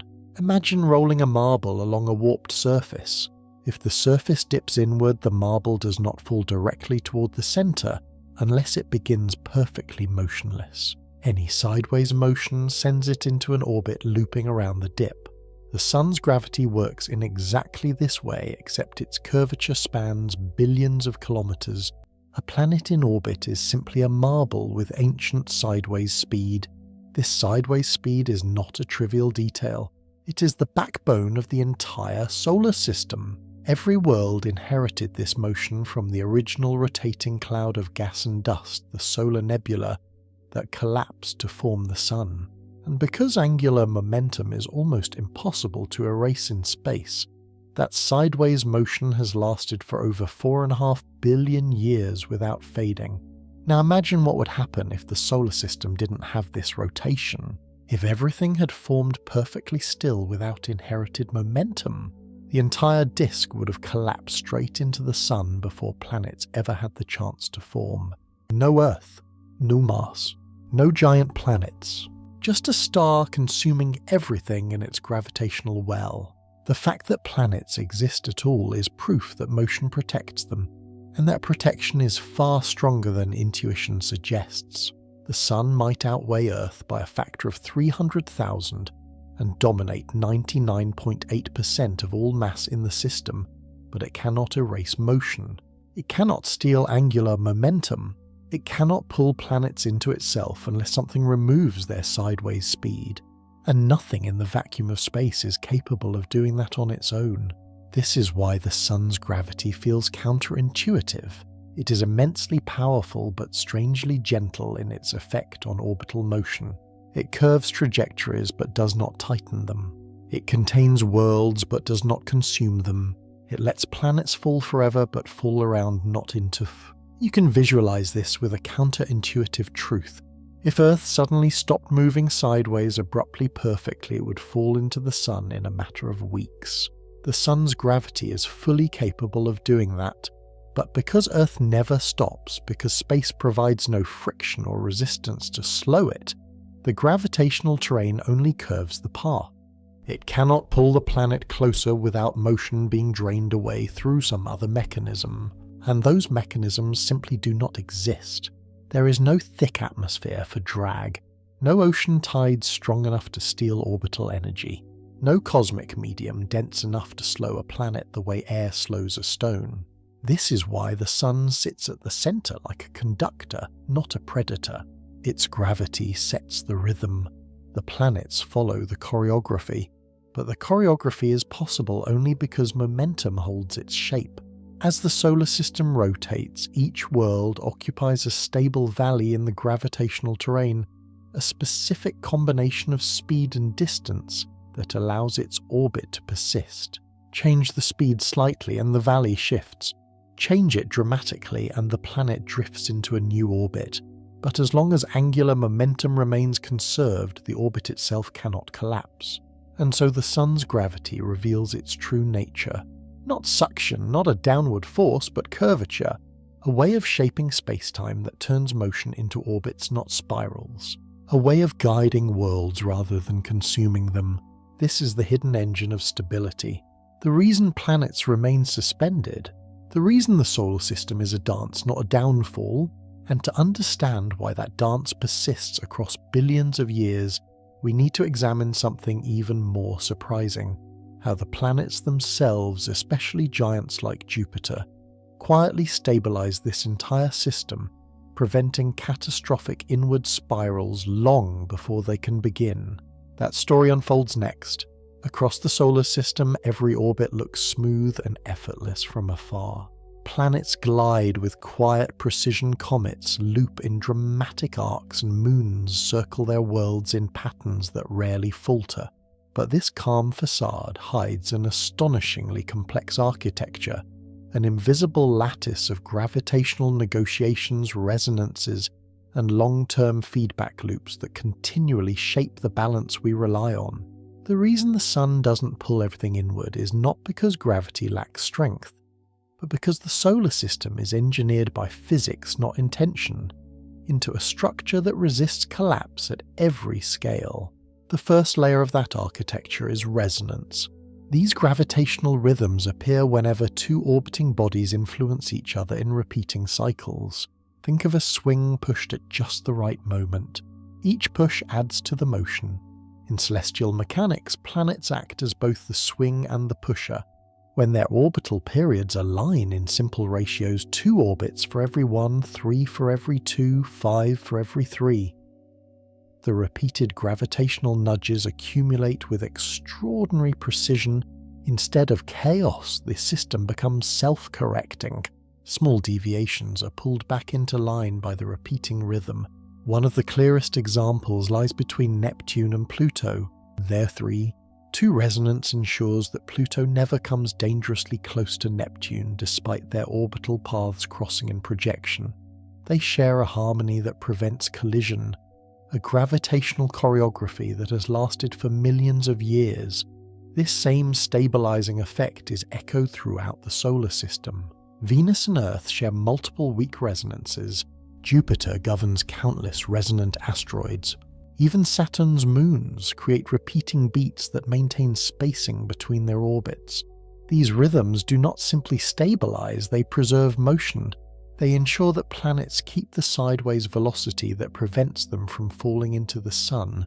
Every resonance is a shelter, a repeating pattern that keeps the solar system from unraveling. But resonance alone cannot explain the entire structure. Another silent architect is the conservation of angular momentum, the principle that motion cannot simply disappear. It can be exchanged, redistributed, tilted, or stretched, but it cannot vanish unless something absorbs it. And nothing in the inner solar system is large or dense enough to steal significant angular momentum from a world as massive as Earth or Jupiter. There is no frictional medium to slow planets down, no thick cloud of gas to drag them inward, no cosmic brake to bleed their speed away. Momentum remains locked in powering each orbit with nearly perfect efficiency. This is one of the most misunderstood truths in astronomy. The Sun cannot pull planets inward because there is no mechanism for removing the sideways motion that protects them. Gravity only bends their path. It does not extract their momentum. The result is orbits that behave less like fragile paths and more like deep grooves. Carved into spacetime grooves, planets continue to follow because nothing pushes them out. Yet the most subtle layer of stability emerges from interactions between planets themselves. Jupiter, Saturn, Uranus, and Neptune form a kind of gravitational scaffolding. Their immense masses tug on one another in slow cycles, balancing disturbances and smoothing out long-term drift. Jupiter in particular acts as a stabilizing anchor. Its gravity absorbs the brunt of the chaos pulling on comets, redirecting asteroids and absorbing perturbations that might otherwise threaten the inner worlds. Without Jupiter, Earth's orbit would be far more chaotic. With it, our path remains remarkably steady.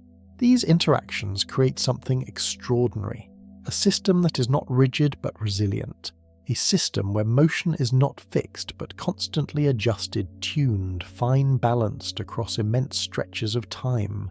Instead of collapsing inward, the planets maintain a dynamic equilibrium, a quiet negotiation between gravity's curve and motion's persistence. Even the Sun participates in this negotiation. Its gravity defines the overall shape of the system, but it does not dictate the fine details. Instead, it provides a deep gravitational basin, inside which everything else settles. The planets orbit not because they resist falling, but because falling itself becomes an orbital motion, a sweeping continuous descent that curves around the Sun rather than into it. Viewed this way, the solar system becomes less a collection of separate objects and more a single interconnected machine. Each orbit influences the next. Each resonance reinforces another. Each exchange of angular momentum stabilizes the whole. It is an intricate web of forces balanced so elegantly that collapse becomes one of the least likely outcomes. And yet stability does not mean stillness. Tiny changes accumulate across hundreds of millions of years, orbits slowly oscillate, ellipses rotate, tilts shift. But these changes unfold within boundaries set by the architecture itself. They never collapse inward because collapse would require removing momentum and nature has not provided the means.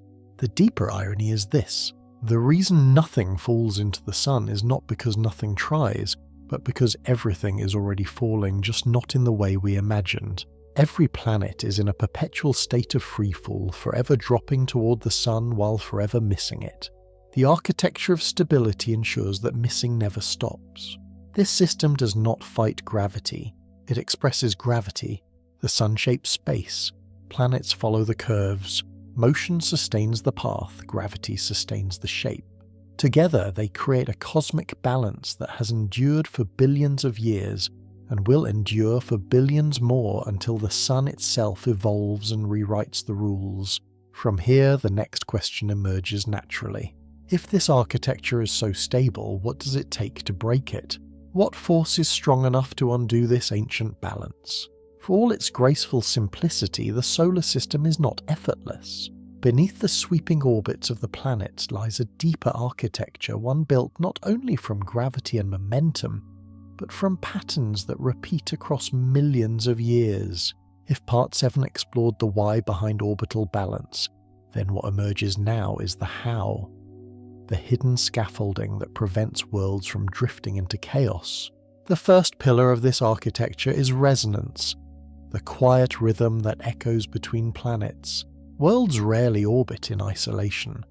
They tug at each other, nudge each other, and over long spans of time settle into rhythms so precise they can last for eons. These are not collisions or disruptions, but gravitational harmonies. Jupiter. The giant Conductor imposes its rhythm on the asteroid belt, carving great empty chasms within. It gaps where orbits would be unstable, where a rock would be pulled out of position over thousands of loops. Pluto follows Neptune in a precise 2 to 3 pattern, never crossing paths unpredictably because resonance keeps the timing perfect. These resonances act like guardrails. They limit how far a world can drift, pulling it gently back toward balance whenever chaotic influences threaten to accumulate. Even Earth is bound by such subtle patterns. Venus tugs at us in regular cycles. Jupiter pulls in slow repeating rhythms. These tiny influences would seem insignificant if they happened once, but they happen billions of times, often cancelling each other's disturbances. Stability doesn't come from stillness, it comes from repetition. The second pillar is the absence of friction. On Earth, motion fades quickly. Air drag, surfaces rub, energies dissipate. But in the vacuum of space, nothing steals momentum. An orbit is not something that must be constantly maintained. It is the natural outcome of a universe where motion endures. Without air resistance, a planet's sideways speed remains nearly unchanged across billions of years. Without friction, gravity cannot remove energy unless something extraordinary happens. This means orbits do not decay on their own, they persist because nothing drains them. This is why the solar system is so resistant to collapse. To fall into the Sun, a world must lose most of its sideways motion, but there is no cosmic break. There is no medium thick enough to slow a planet the way the atmosphere slows a falling stone. Gravity curves trajectories, but it cannot erase velocity unless something intervenes. And almost nothing ever intervenes.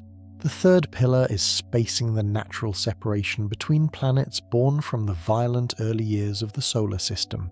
Billions of years ago, gravitational battles, collisions, and migrations carved away unstable orbits. Only worlds in robust lanes survived.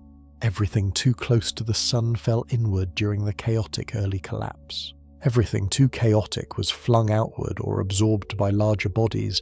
The planets we see today are the winners of a cosmic elimination process. Their orbits are not random, they are the survivors of ancient gravitational warfare. This spacing remains important even now. Jupiter does not destabilize Earth because the distance between them is so enormous that their interactions remain rhythmic rather than destructive. Saturn does not disrupt Mars because the giant worlds are too far away to introduce chaos quickly. The solar system is wide not because it must be, but because only wide, well-spaced orbits can persist over billions of years. The fourth pillar is mass hierarchy. The Sun dominates, but it does not dominate everything equally. The inner planets are light enough that they do not tear each other's orbits apart. The outer giants are heavy enough to rule their regions without being easily shifted themselves. This distribution of mass prevents runaway gravitational cascades. It creates zones of relative safety. The inner rocky worlds, the outer gas giants, the distant icy populations. Each zone is sculpted by its heaviest member, arranged in a way that avoids gravitational overlap. The result is a solar system with structure, not a chaotic cloud of drifting planets, but a layered system where each orbit fits into a broader pattern. From Mercury's searing sprint to Neptune's slow, regal arc, each world occupies the path allowed by its mass, its momentum, and the gravitational environment around it. The fifth pillar is angular momentum conservation, the law that underpins everything. No planet can lose its sideways speed unless that energy goes somewhere else. But there is nowhere for it to go. There is no atmosphere to drag against, no ocean to stir, no surface to plough into. Every world keeps the motion it was born with. A planet cannot simply slow down into the Sun. The energy must be transferred, and large-scale transfers are incredibly rare. Angular momentum is the quiet protector of planets, a shield made of pure motion. Taken together, these pillars create the solar system's hidden architecture, a structure far more complex than circular orbits drawn in textbooks. It is a network of rhythms, conserved energies, ancient survivors, and gravitational negotiations, a system where balance emerges not from simplicity, but from the intricate interplay of countless forces across unimaginable time. What appears serene from afar is actually a long-lasting stalemate. Gravity pulls inward, momentum sweeps sideways, and time itself smooths the rough edges. The Sun does not devour everything because the orbits surrounding it are anchored by rules older than the planets themselves. Rules forged in the collapse of a swirling nebula that spun long before the Sun ignited. And this deeper architecture reveals a truth more surprising than any poetic metaphor.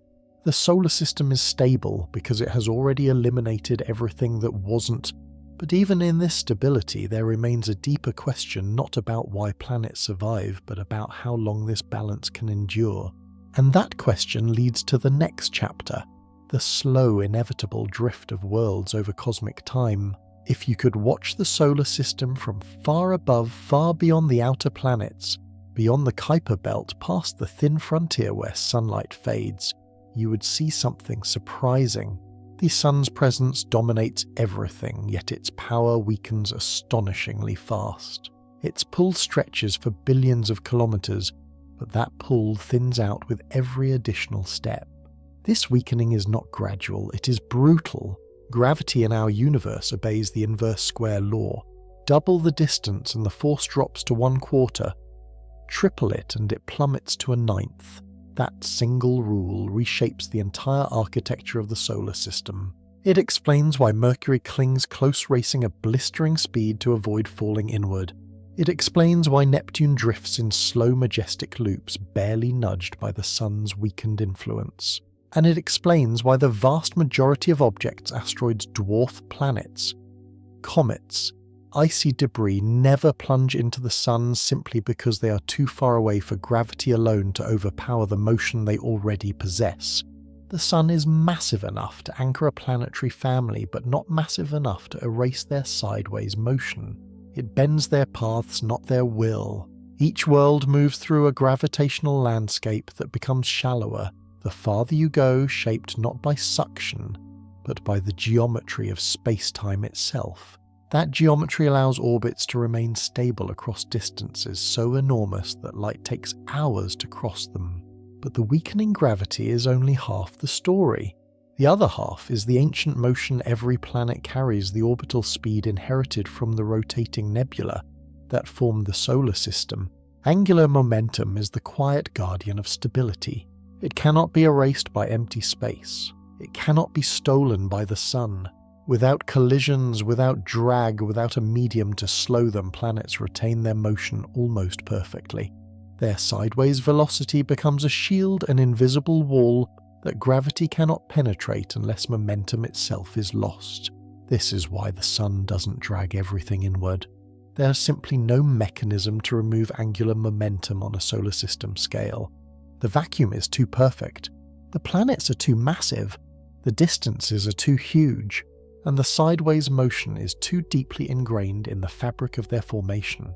Even the smallest objects follow this pattern. The asteroid belt does not empty into the Sun. Most asteroids remain in stable resonant lanes carved by Jupiter's gravity-safe corridors, where their motion and the Sun's pull reach a long-term compromise. Dust grains, even those tiny enough to be gently pushed by sunlight, still move in curved paths instead of falling straight inward. Radiation pressure may slowly shift their orbits, but the Sun's gravity alone does not drag them down. Further out, the Kuiper belt and Oort cloud offer even stronger proof. In these distant realms, the Sun's gravity is so weak that stars passing hundreds of billions of kilometers away can disturb cometary orbits more strongly than the Sun can. The Sun is the monarch of the solar system, but it is not the tyrant of interstellar space.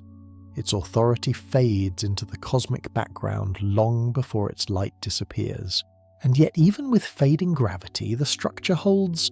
The solar system remains intact because the balance between motion and attraction scales naturally.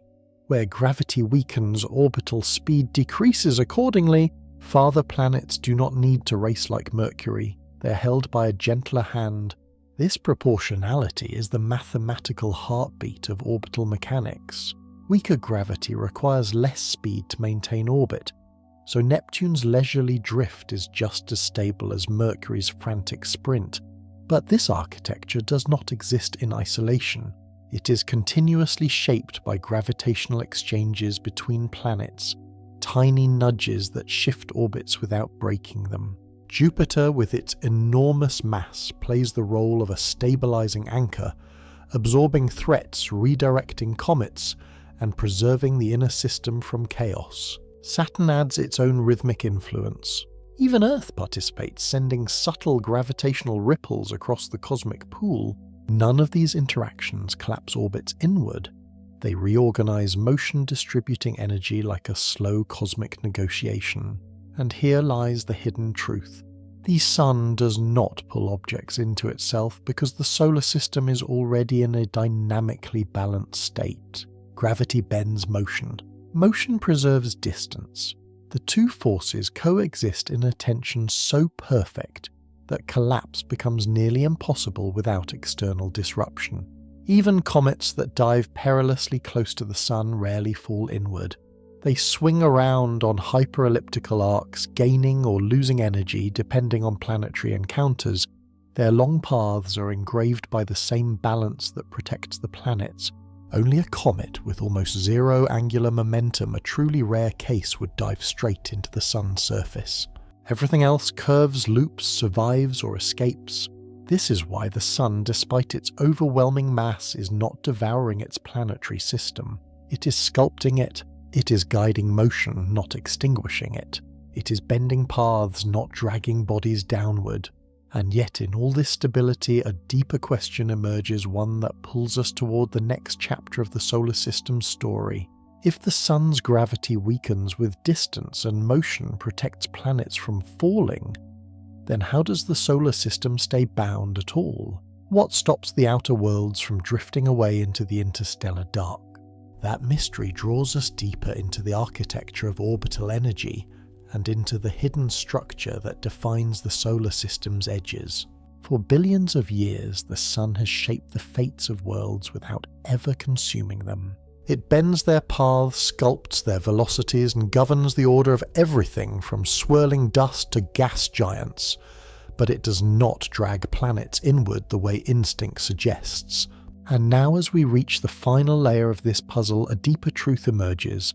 The solar system is not held together by a star that pulls, but by a structure that preserves motion across cosmic time.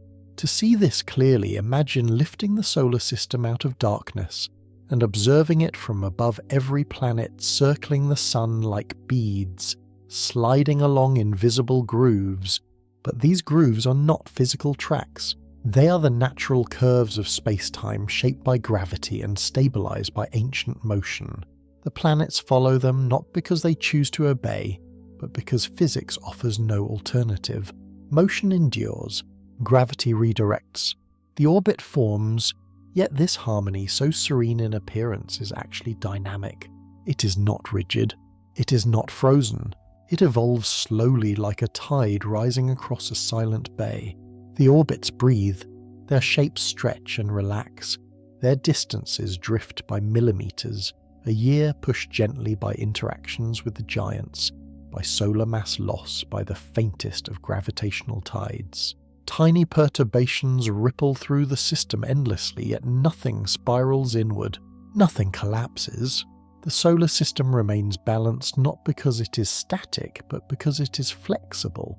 This flexibility is the secret to its longevity. A rigid system would fracture, a chaotic one would unravel.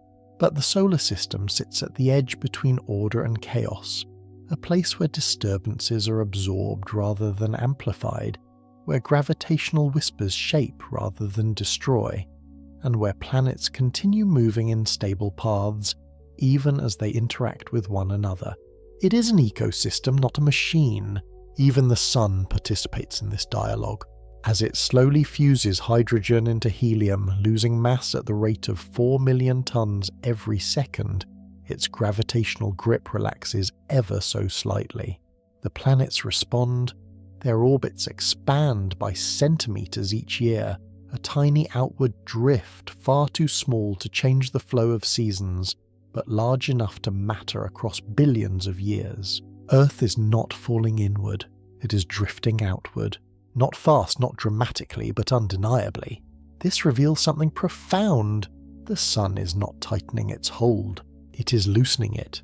Across stellar lifetimes, this gradual loss of mass widens orbital lanes and reshapes the solar system's structure. When the sun eventually swells into a red giant, the inner planets will not spiral into the deepening furnace because of suction. They will be engulfed simply because the sun grows large enough to reach them. Its atmosphere will extend outward. Its radius, not its gravity, will erase Mercury, Venus, and possibly Earth. Even in its last act, the sun does not pull worlds inward. It overtakes them. And beyond that future lies a deeper cosmic irony. Once the sun sheds its outer layers and collapses into a white dwarf, a stellar ember no larger than Earth, the outer worlds will drift even farther outward. The solar system will stretch like an old tapestry. The sun's gravity will weaken, the orbits will expand, and the survivors will continue circling the tiny core of the star long after its light has dimmed. Motion, not gravity, will ultimately define the solar system's afterlife. So what stops the sun from dragging everything into its core? Not distance, not luck, not a perfect arrangement. It is the oldest principle in physics written into every orbit. An object in motion remains in motion unless acted upon by a force. The sun provides the inward pull, but nothing provides the inward brake. In empty space, where friction does not exist, gravity alone cannot make a moving world fall straight inward. It can only bend the path. It can only curve the motion. It can only persuade, never devour. This is why Earth survives. Why Jupiter stabilizes. Why comets return rather than vanish. Why the Kuiper belt still circles beyond Neptune. Why the Oort cloud remains a frozen halo at the edge of interstellar space. The solar system is not a battlefield between falling and resisting. It is a masterpiece of motion inherited, conserved, redirected, but never erased. And so we arrive at the final realization. The sun doesn't suck everything inward because the solar system was born spinning, and that spin has never stopped. The planets do not defy gravity. They express it. Their orbits are not escapes. They are the shape gravity takes when motion refuses to fade. Everything is falling. Everything is missing. Everything endures because the universe preserves motion with perfect fidelity. And that is the quiet miracle behind every sunrise. A world forever falling toward a star and forever curving safely around it.